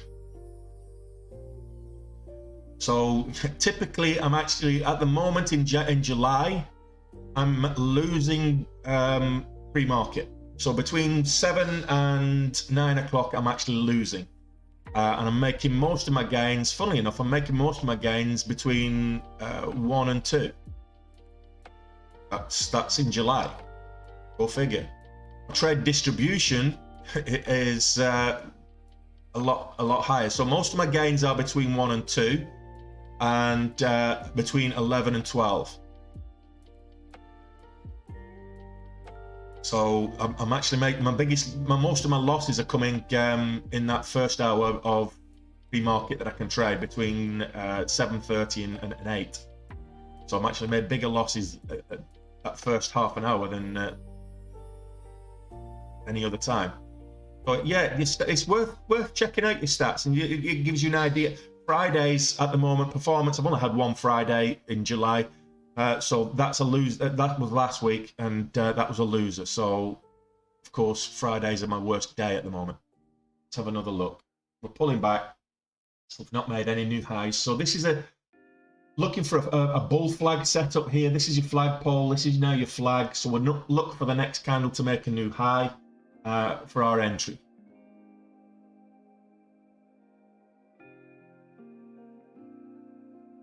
Looking on the 1 minute, confirmation on the 2 minute. We'll also get the same confirmation on the 5 minute. So that's about 5:20.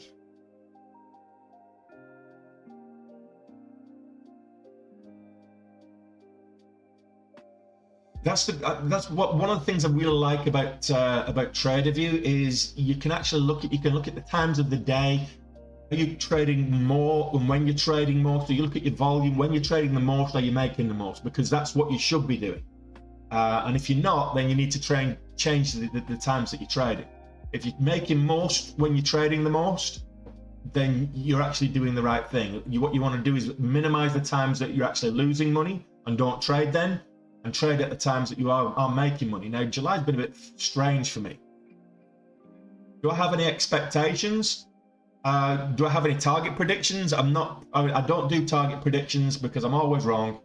But do I have any expectations? Yes, I probably expect to get over $5,000 in gains on it today. That's my expectation. So the volumes slid down. I need to change the scanners over. So nobody told me to change the scanners over. Change the scanners to regular market instead of pre-market. Well, United Maritime looking to break highs now. We're getting there. Move up.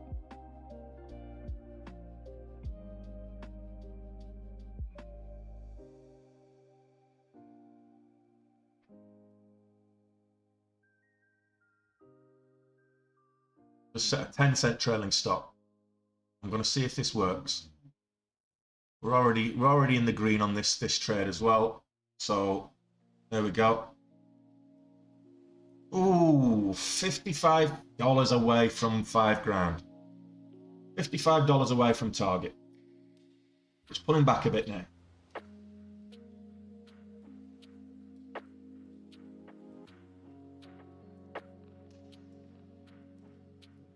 You can do it either way, Fuzzy Duck. So you can actually export your trades from DAS, or you can import them from with CMEG. You don't pull your trades from CMEG. You pull them from DAS Trader. You can actually log into TraderView and pull it directly.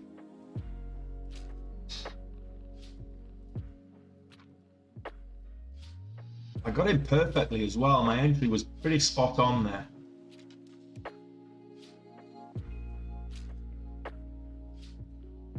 That's a scary upwick.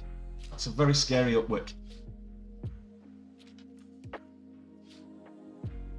No problem at all, Fuzzy.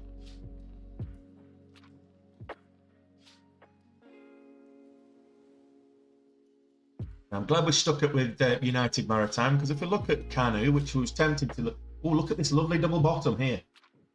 We want to be getting in around 446 for the break of the VWAP. Lovely double bottom here. This could be interesting.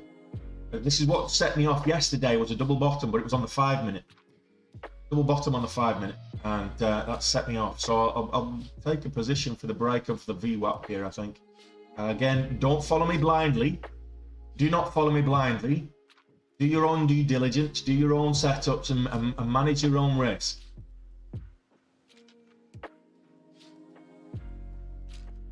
Don't do stock picks or selections. So there we go. Double bottom, didn't follow through.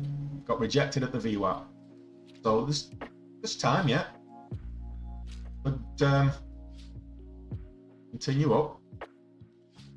But that's not looking strongest. We're getting a flat bottom here, so it breaks 430, 432, 430. It's underneath the VWAP. Probably will sell off a bit more. We've got this support level here at 430.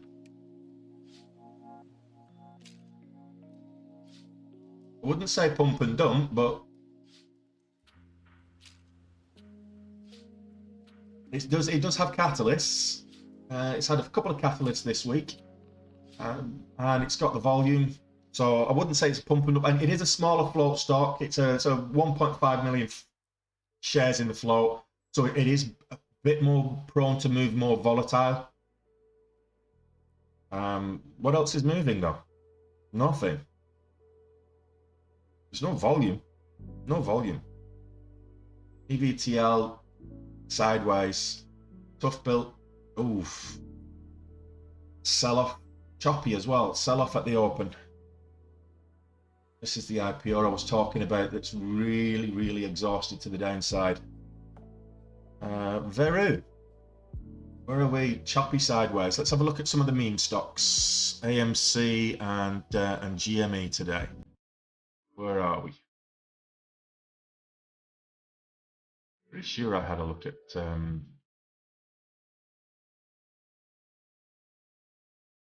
GME. Sell off. We're at 134s now. AMC's probably selling as well. Yeah.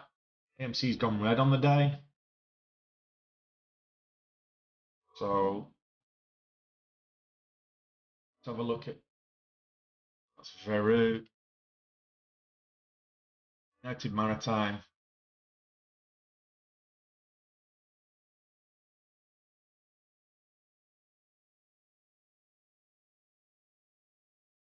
No, that wick isn't showing high volume. That wick is showing selling pressure. It's usually a reversal sign. Nonya's got it right. It is. It's usually a reversal sign. A big wick like that's a reversal sign. So that's why I don't like it. And I'm glad I got out at the top end here. So we got in here and then got out up at the top. Well, we put the stop in place. We got stopped out. So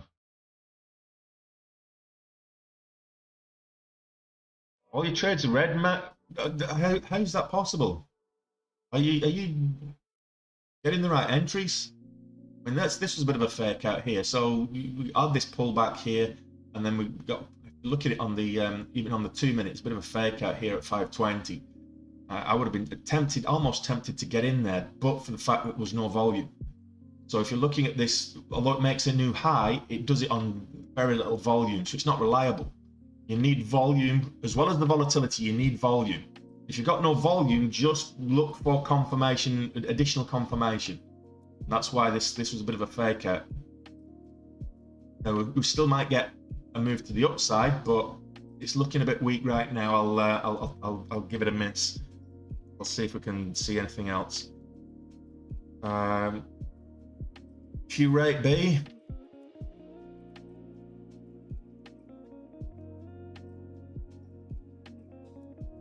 Oh, Q rate this is one of those really small float, really small floats, and it's been moving this week, and I still don't know if there's a catalyst, but it's been moving this week. It moved into a halt up here, gapped up, and then moved up, and then it's moved into a halt down. So extremely volatile. But again, it's very similar to United Maritime. It's a 1.2 million shares in the float here, so it's one of these micro float stocks.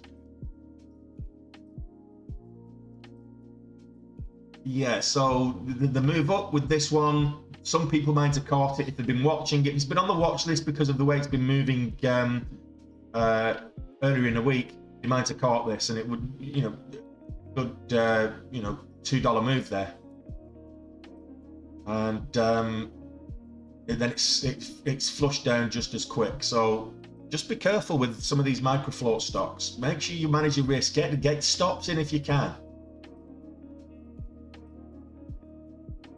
What's Tough Built doing? Sideways, down sideways. Evtl down sideways. There's a bit of a double bottom there, but I don't trust it. Peru's down, very choppy. Look at that. That's horrible movement on the price action there. OEV's selling off. It's a possible short. Yeah, possible short. Don't trust it right now though. Nexi, I'll have a look at Nexi for you.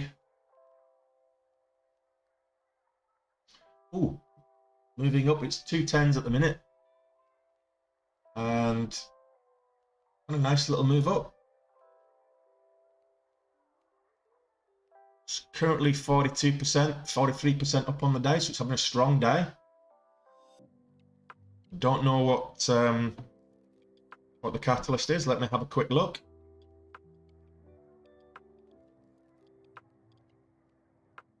The Nexi shares are trading higher after the company announced it's received IND clearance from the FDA for Nexi 003, the company's first cellular therapy product candidate addressing solid tumours. It's a cancer catalyst. We don't like cancer, but we do like cancer catalysts. So that dropped at the top of the hour.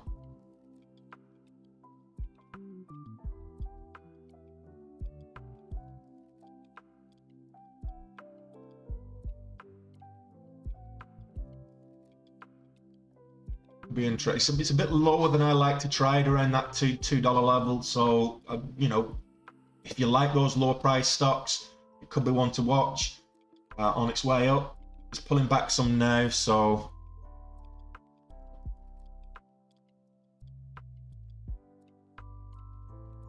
let's look for a potential break here on the 5-minute. So I'm looking at the 5-minute candles here. So we're looking for the break of 527.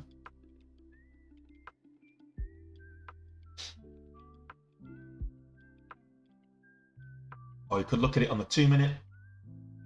515. 516. There we go. Get in.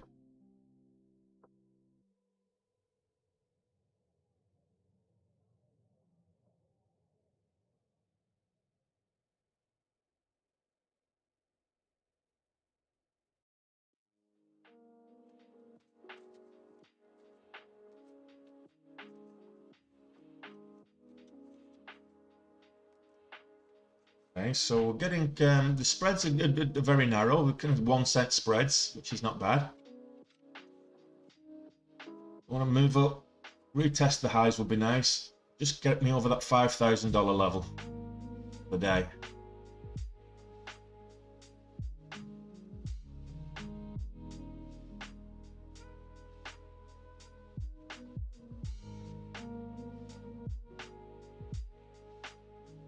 Oof. Not quite what I wanted, but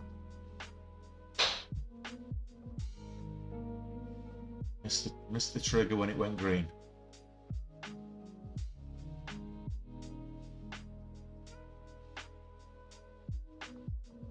I'm missing. I'm just trying to scalp something here. It's $22.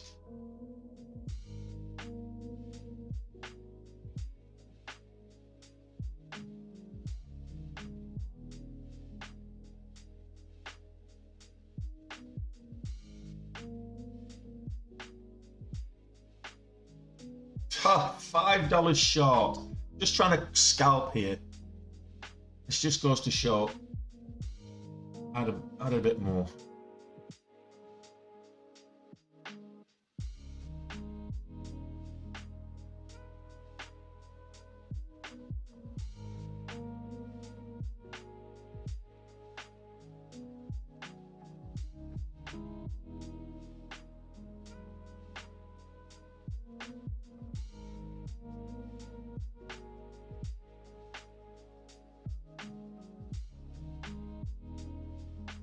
Move up $0.50 would be nice.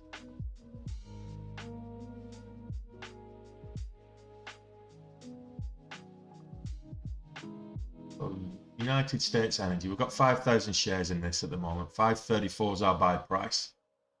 I'm not going to give this a lot of wiggle room. I'm going to get out of this if it breaks 520.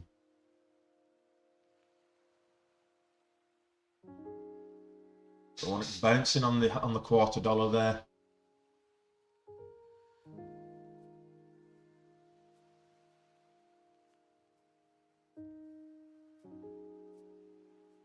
Right, we've got to stop at 520. We're looking for the $0.50.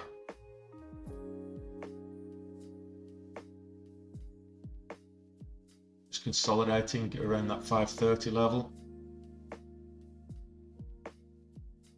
A little bit of a pullback there. A red candle.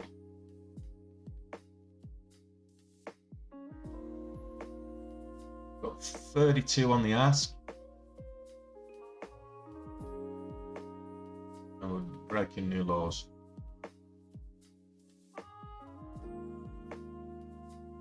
Okay, so I got out when it broke 520. Ah well, we're back to 4,500, so we need to make that up again. We don't need to, but regional health hitting the scanners.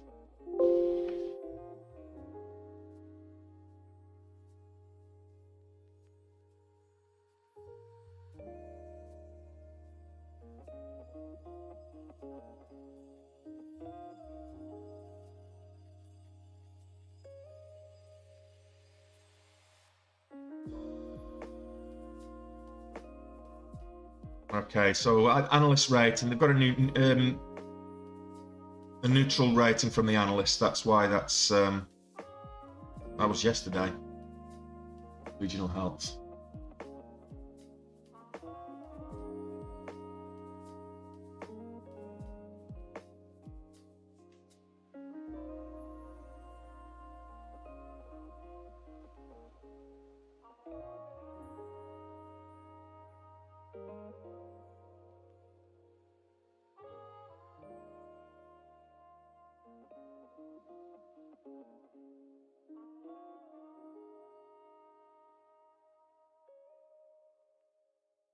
Mustn't have got out of all my position. I thought I got out of my position then.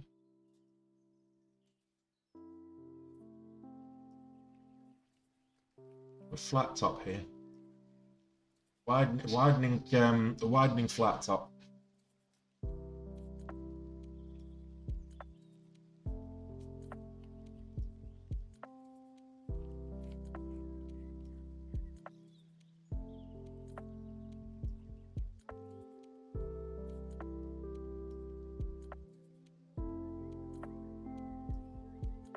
Some sellers, I know I can see that on the level 2.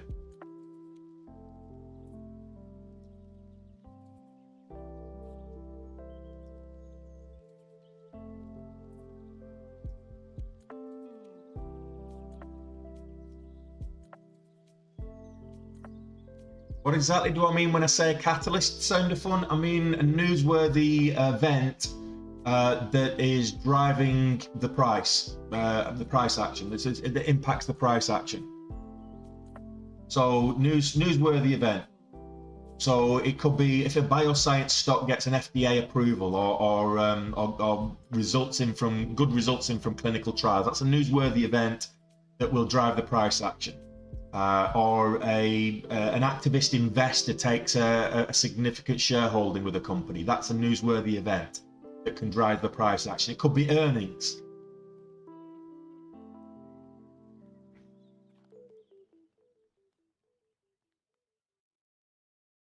Why would I tell people what I'm buying? Why would I not tell people what I'm buying? It's not a secret. The more people that buy it, the more the price goes up. It's supply and demand. Simple economics. If the price goes, if the people are buying it as opposed to selling it, then the price moves up, and I make a profit.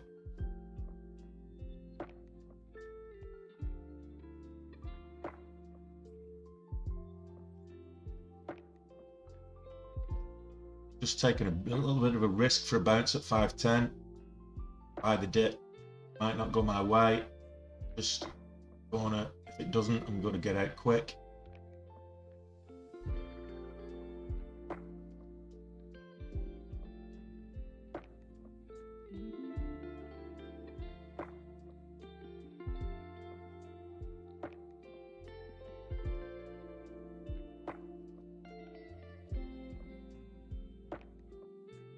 Inverse head and shoulders there as well.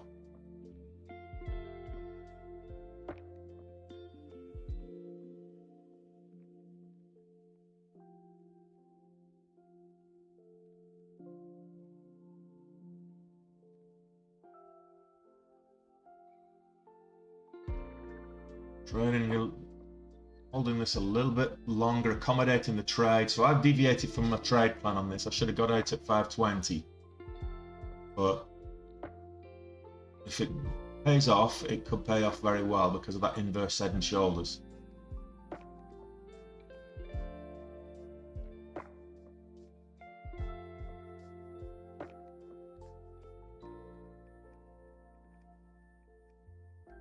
Doesn't pay off, then obviously I'll lose some of the gains I've made on the day. Simple. Simples. Compare the meerkat.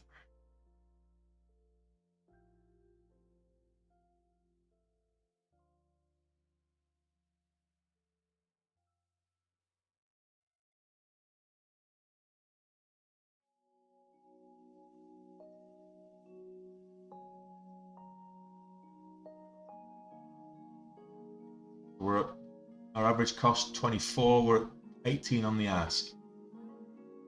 Trying to move up towards 30, where it's been getting a lot of resistance.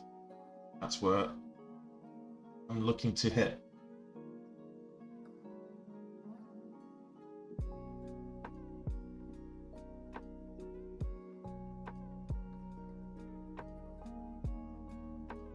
Got my finger ready on the panic button. What I don't want here, because it is a micro float stock, what I don't want is someone to just unload size, someone holding a big size now to unload it and get caught in an algorithmic flush, because I've got a reasonable big holding right now, 15,000 shares. And there's no way I'm going to be able to unload 15,000 shares right away without huge slippage. I'm looking for the move up towards 530. It's getting a bit of a rejection at 520, 525.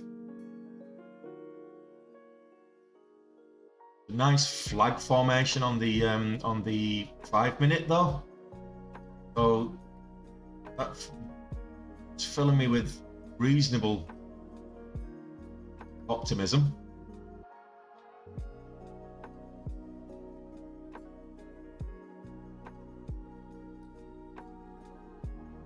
Needs to hold above 510.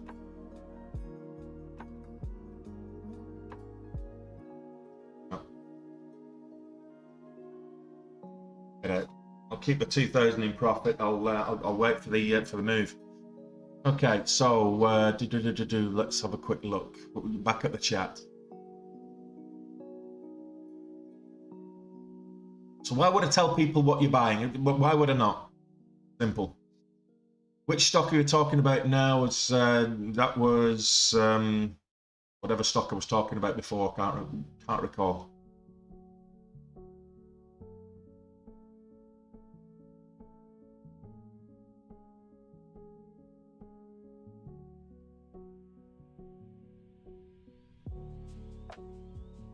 Okay, I'm live on the top.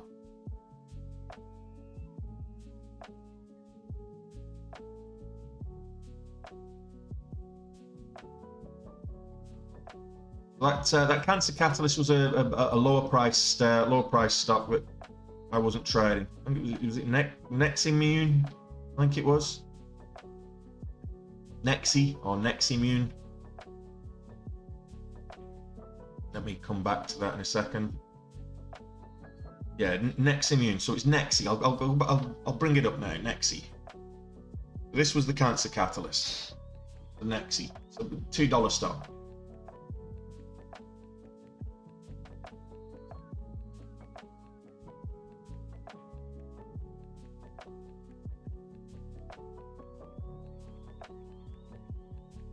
Cheers, Nashville.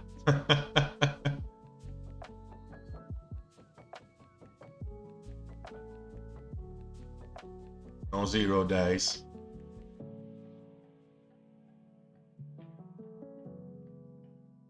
Louisiana boy, the Nexi. This is the one with the Cancer Catalyst. There's a double top at the moment, so that's looking bearish. So just be careful with that one.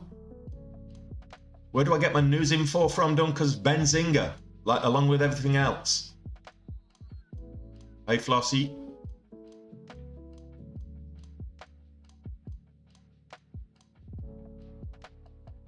No one's awake yet. They certainly are in Europe, that's for sure. So I'm based in Dublin in Europe, not in the US. So let's go back to US energy.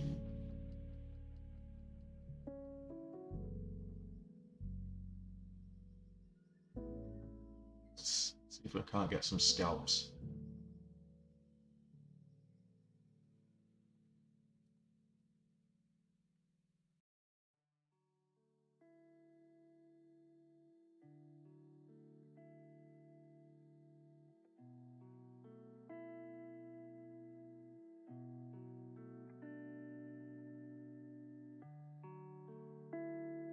Oh, just a little bit of an extra there. Not getting past 535 level.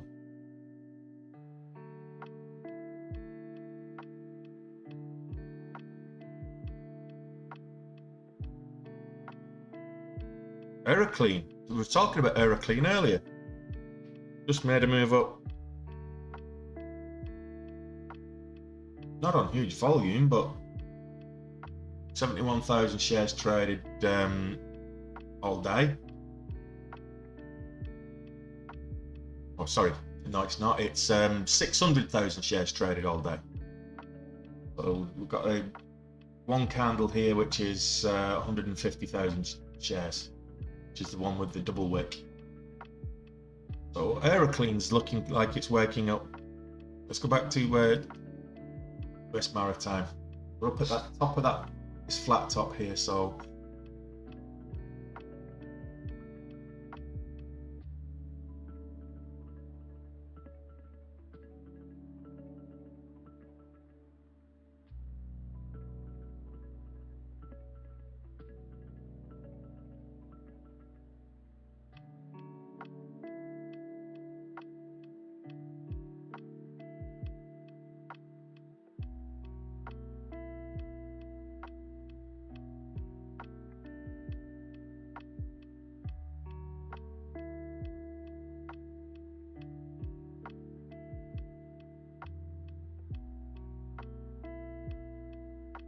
looking at the rest of the movement, I like these flat top formations because they typically break upwards with volume.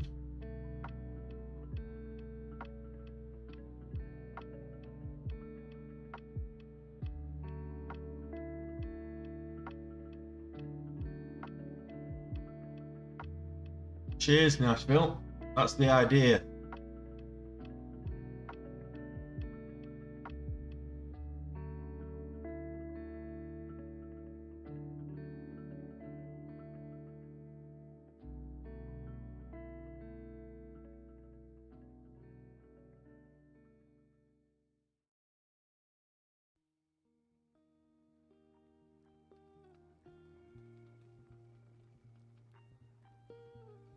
So back in exactly pretty much where we were before.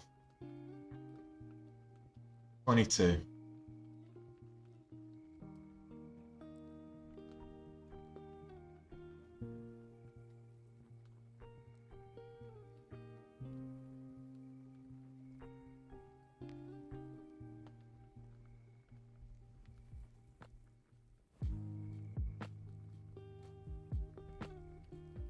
Take some at 30. Get to 30 cents. Make some profit. The spreads are widening here, which is a little bit of a cause for concern.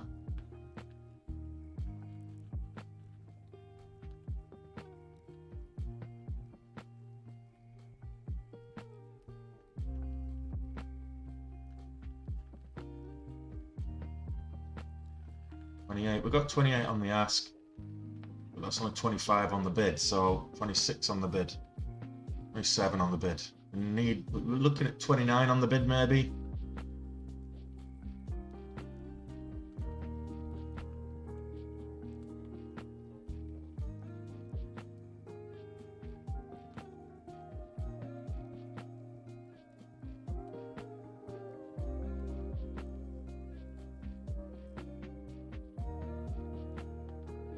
Enough volume and enough buyers to break through that seller wall at 30.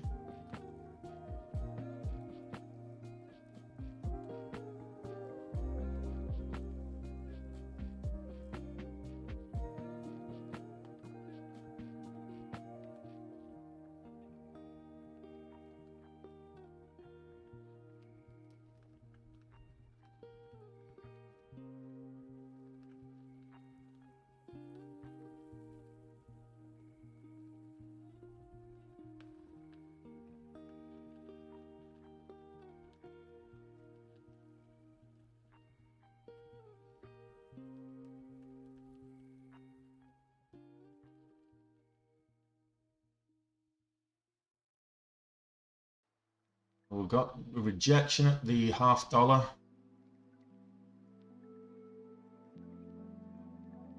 Try it again. Right, there we go.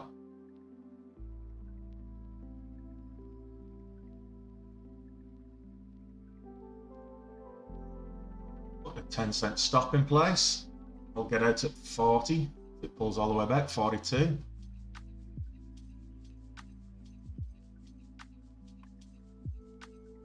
Pulls all the way back.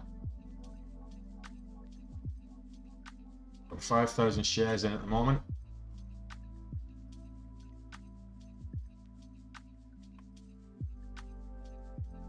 Okay, there we go. Up to 60s. Looks like we might be back up to the levels that we need to be up to. We've got a 10-cent stock, 5,000 shares, 10-cent stock. We might actually get our yep, we got our $5,000. There's the daily goal. There we go. So just before the stream stops, we've got our daily goal. Happy days.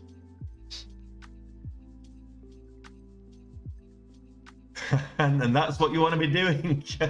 Help yourself, don't just help me.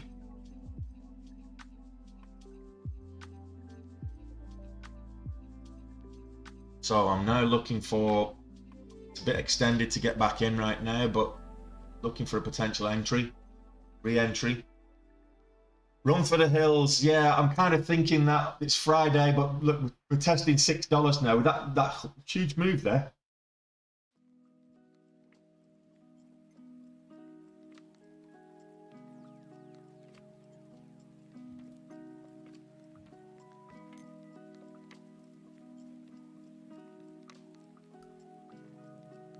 Bought in at the top.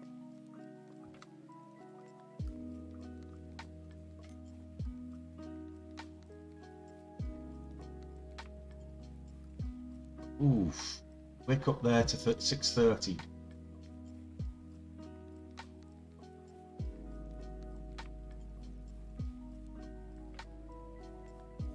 A wick up to 630. And I want to get out of this if it. Yeah.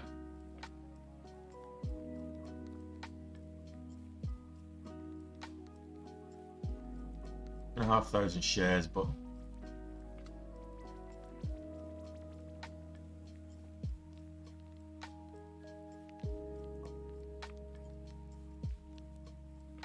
didn't like that up wick. Through the wick up to 630, well, 628. The price action didn't go up there, but the wick did, so that scared me a little bit. So that's an exit indicator right there. Finding a bit of support at $6 though, which is nice.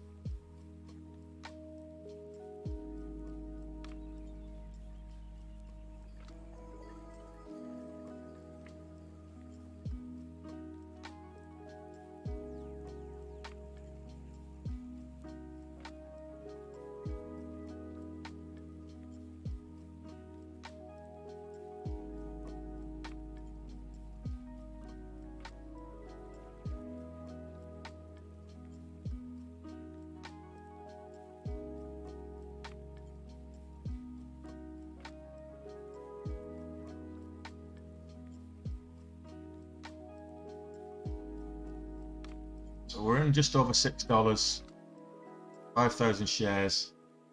Got an up wick, we've got a down wick. That's a bit of a bull versus bear fight going on right now.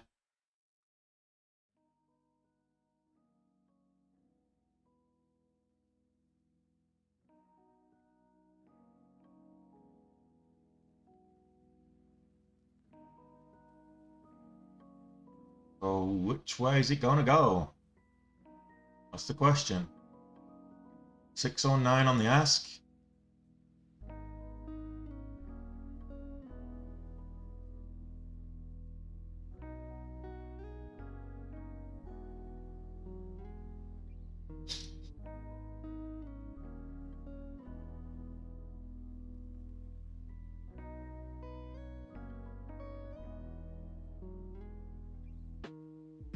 All right, 4995. And I think I'm going to try something else.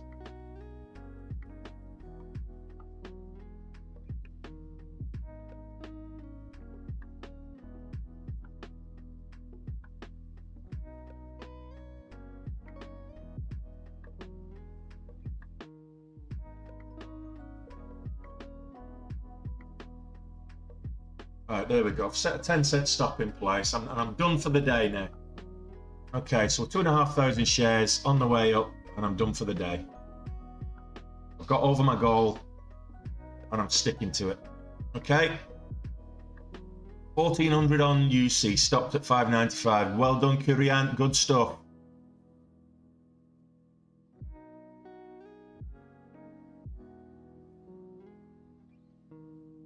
I'm still in it. No, I'm not. I just got stopped out. So 6,420. That's me done for the day. There's going to be no power hour stream tonight. I'm going watching Thor, Love and Thunder. So no power hour stream tonight. I'm happy with my 6.5K. So good day's trading, guys. Well done. Well done, me. Well done, you. Let me know how you're in the chat. Are you having a green day? Are you enjoying your trading today? Let me know.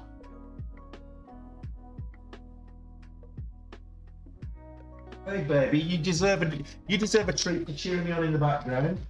Okay, I'll do the tour. The TikTok tour. Okay, so the TikTok tour. So somebody said they enjoyed this yesterday. So this is essentially what I'm looking. This is my watch list here right now. You're seeing this. There's the tripod that I'm normally in. So you're seeing this on TikTok. This is what I'm looking at right now. Down here, I've got my Benzinga screen, so you can see all of the scanners that I'm using for Benzinga. I'll come back to that in a moment. This is my trading screen. So you're seeing the 1 minute. But I've also got the 60, I've got the daily, I've got the 5-minute up as well. I'll just cover my account information. Then I've got the montage and the time and sales and all of the details of this kind of stuff. And then over here is where I've got the actual chat and my email and all the other bits and pieces that I'm dealing with, multitasking. Okay, so in terms of Benzinga scans, I'll come to that in a second, giving you all a bit of a tour of my desktop, of my workstation. I hope you find it useful. You're setting up your own workstation or something like that. So I'll pull up the details for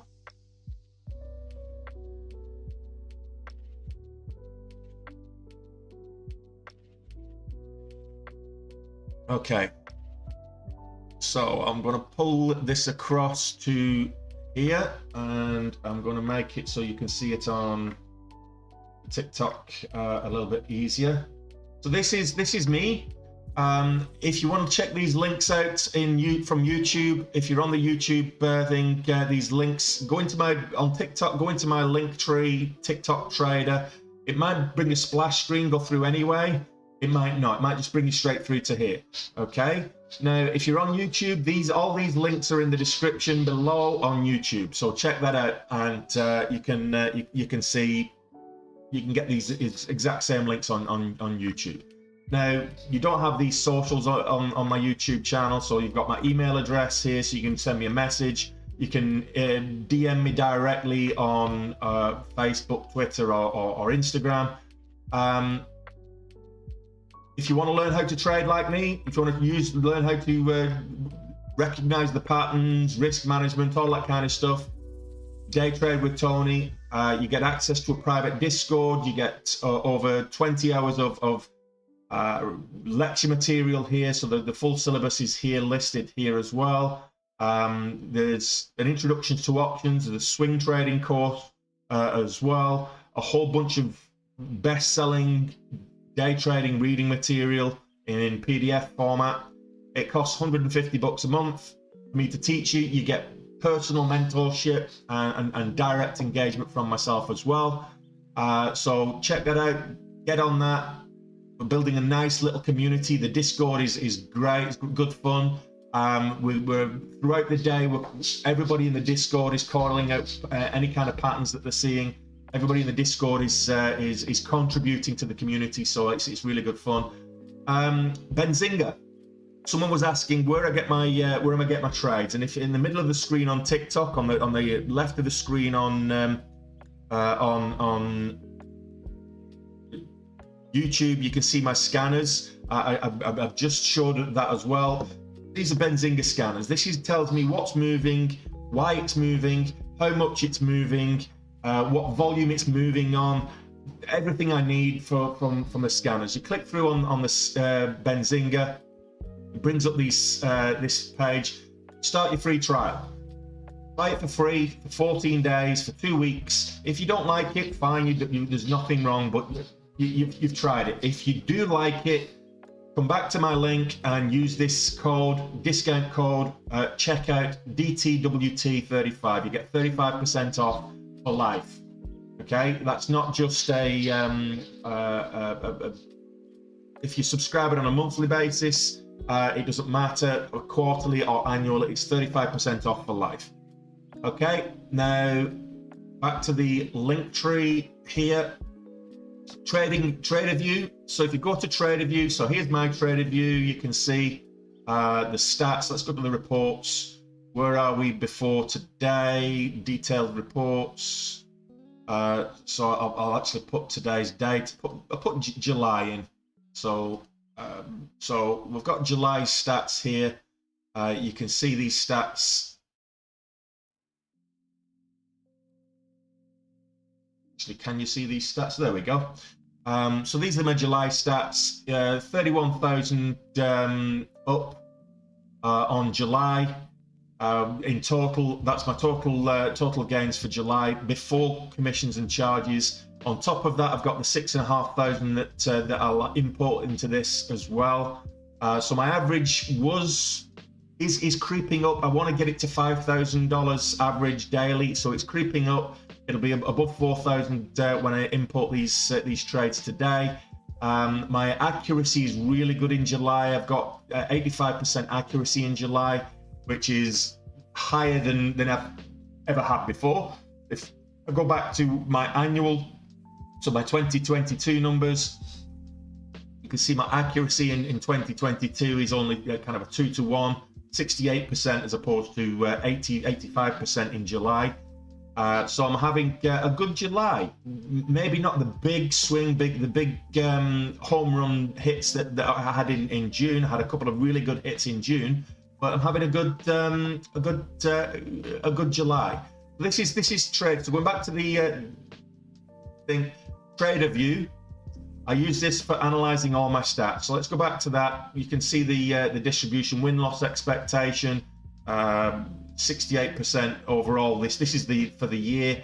1.1 million in gains versus $500,000 in losses. So you can see it's kind of a 2-to-1 risk reward is at the moment. My cumulative P&L, you can see it's a bit of a wonky P&L, but it's on the upwards, which is a good sign. Yeah, check it out. TraderView, great. You can look at whether you're in a bear market, how you're performing, price, days.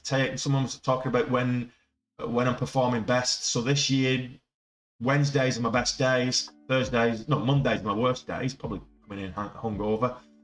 Time of day, 10 to 11. Between 10 and 11 o'clock is when I'm making the most money. So at the moment, as you can see, and in terms of months of the year, June was a really good. It's very close to my best ever trading month. May, not so much. So May, we actually lost money in May, even though it said we made money there after all the transaction fees and charges. We actually lost money in May. So that's TraderView. Great for analyzing your trades. Great for looking at where you're doing, where you're going right, where you're going wrong, what's serving you well. Check it out. The chart analysis, deeper analysis, I use TradingView. The platform that I use to trade, Dash Trader. So that's most questions I get asked on a daily basis. So check out the links in the link tree and have a play around with that. And I'm going to finish the stream, take the dog for a walk, come back, have a shower, and get ready for Thor, Love and Thunder. And I will be back at it. No power hour tonight. I will do a trade recap for YouTube, but no power hour tonight. So we'll Apple Spy GME. There we go.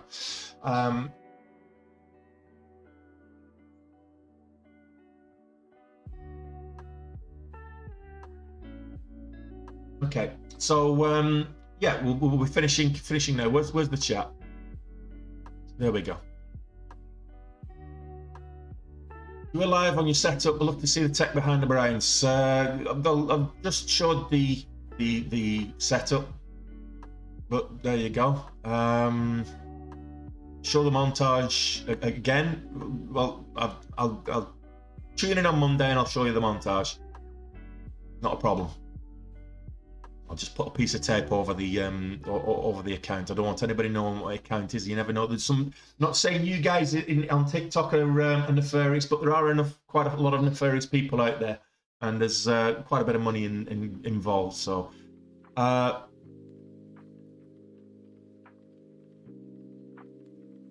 much leverage do I use? Well,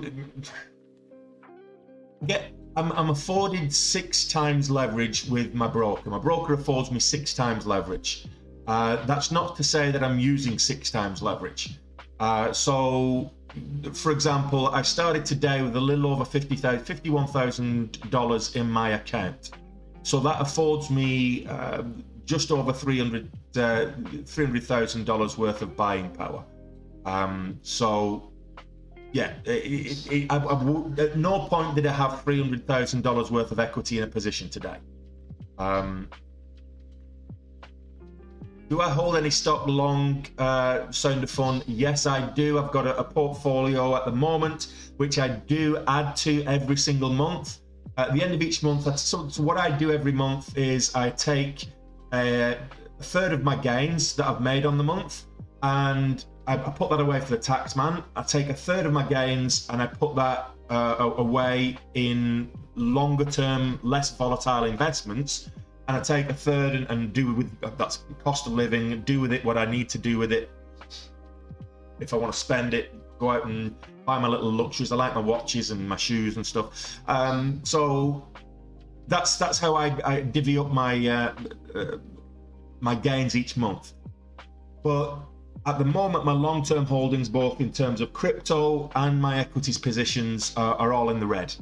And they probably will continue to be in the red as long as we're in a bear market. But I'm just continuing to add to those positions. I'm not worried about the fact that I'm actually in a losing position on those positions for my long-term holdings, because I know that they will come good in the long run. So yes, I do have long-term holdings. What do you do if you're day trading? You can outperform the market day trading. But if you're day trading, what do you do with the gains?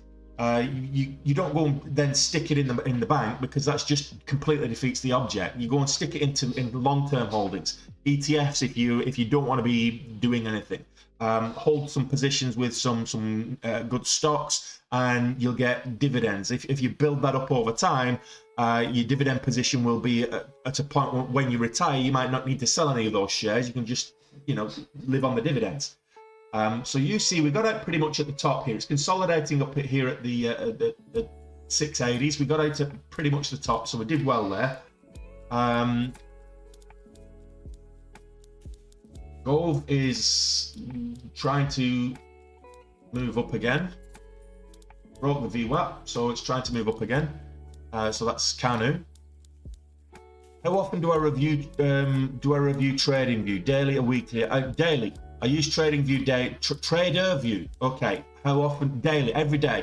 So I input my trades every single day, and I look at them to find out, what have I done right, what have I done wrong. I'm not trading. I'm not doing any more trading today. I'm walking away from my desk. Take the dog for a walk, and we'll go for. We'll go find out our. Go watch our movie.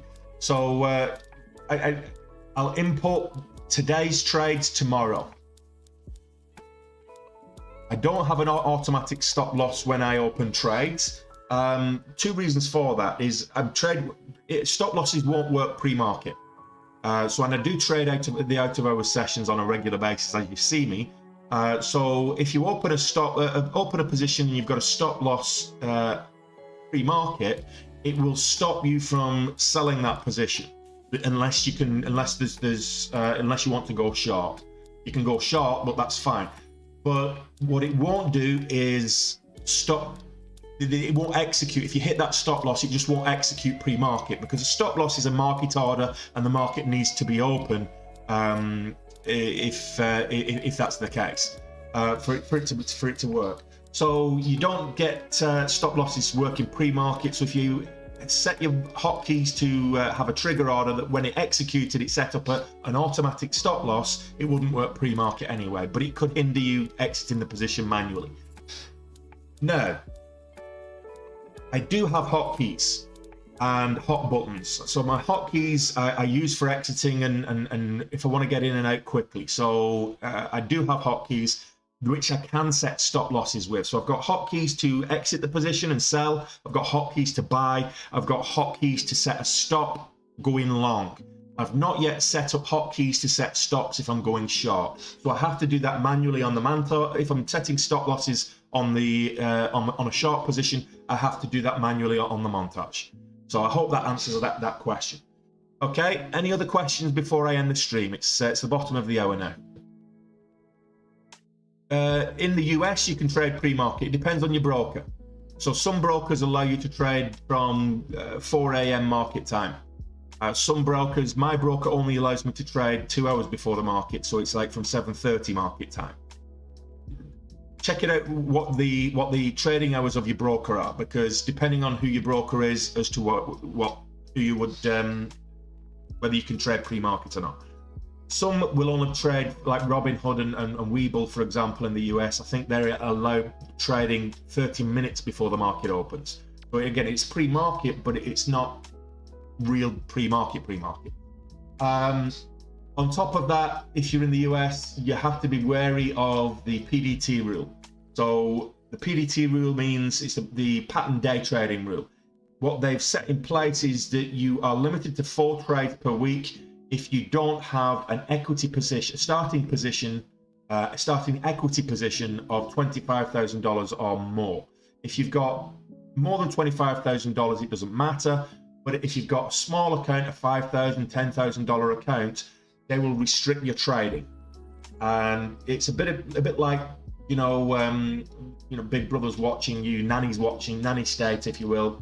But if you want to get past the PDT rule in the US, there are a number of ways you can do it. The first way is have $25,000 or more in your account, obviously, and then it doesn't apply. The second way is to trade in a cash account.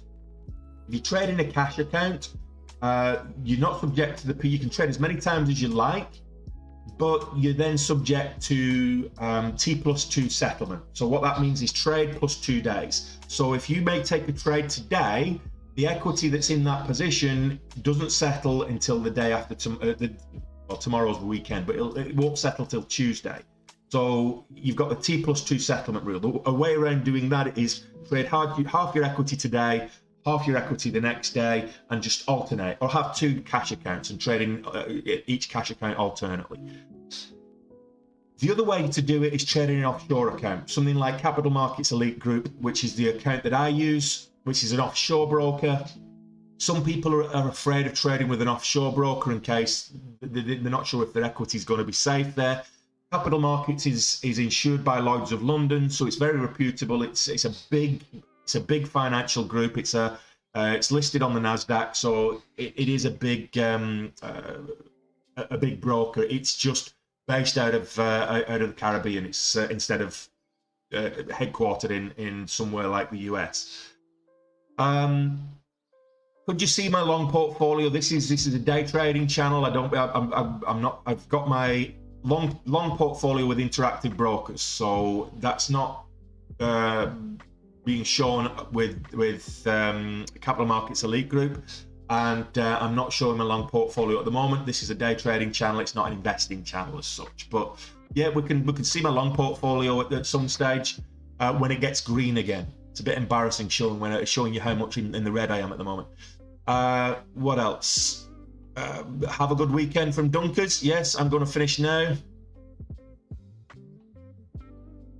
So hotkeys, hot buttons, scripts, get a direct access platform. So whether it be Dash Trader, Sterling Trader, TC2000, anything like that, a direct access platform that allows you to have hotkeys, hot buttons, and things like that. It just makes day trading that a little bit easier. It makes it a little bit safer, yeah.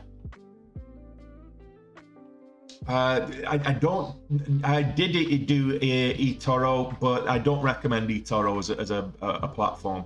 I've lost money with it. I've got an eToro account, but from a long-term perspective, I always say don't follow me blindly.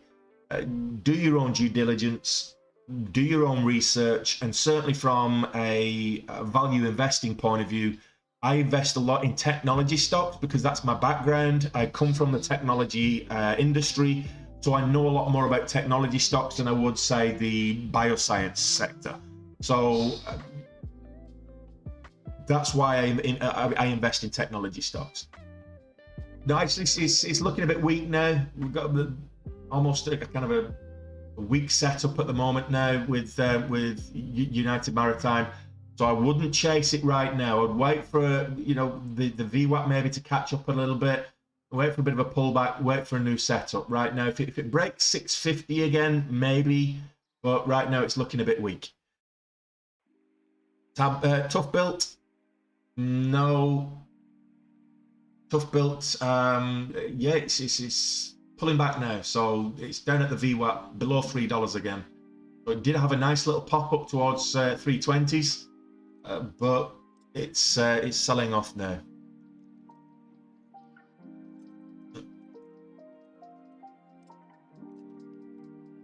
Tablet baby, tough built. Okay, well, I'm going to end the stream, guys. So thanks for joining me all week. And on the 5 minutes, it's looking very scary as Tough Built just broke lows on the 5 minute, which is not a good sign. So not just having a red candle on the 5 minute, but breaking lows on the 5 minute is not a good sign. So yeah, just be careful with Tough Built. Enjoy the rest of your weekend, guys. I'm going to be watch out if you've not subscribed to the YouTube channel, go and subscribe to that channel as well, because I'll be dropping a trade recap on what went right, what went wrong today. A couple of things didn't go in my favour, but persistence paid off with United Maritime, as you watched me do it live.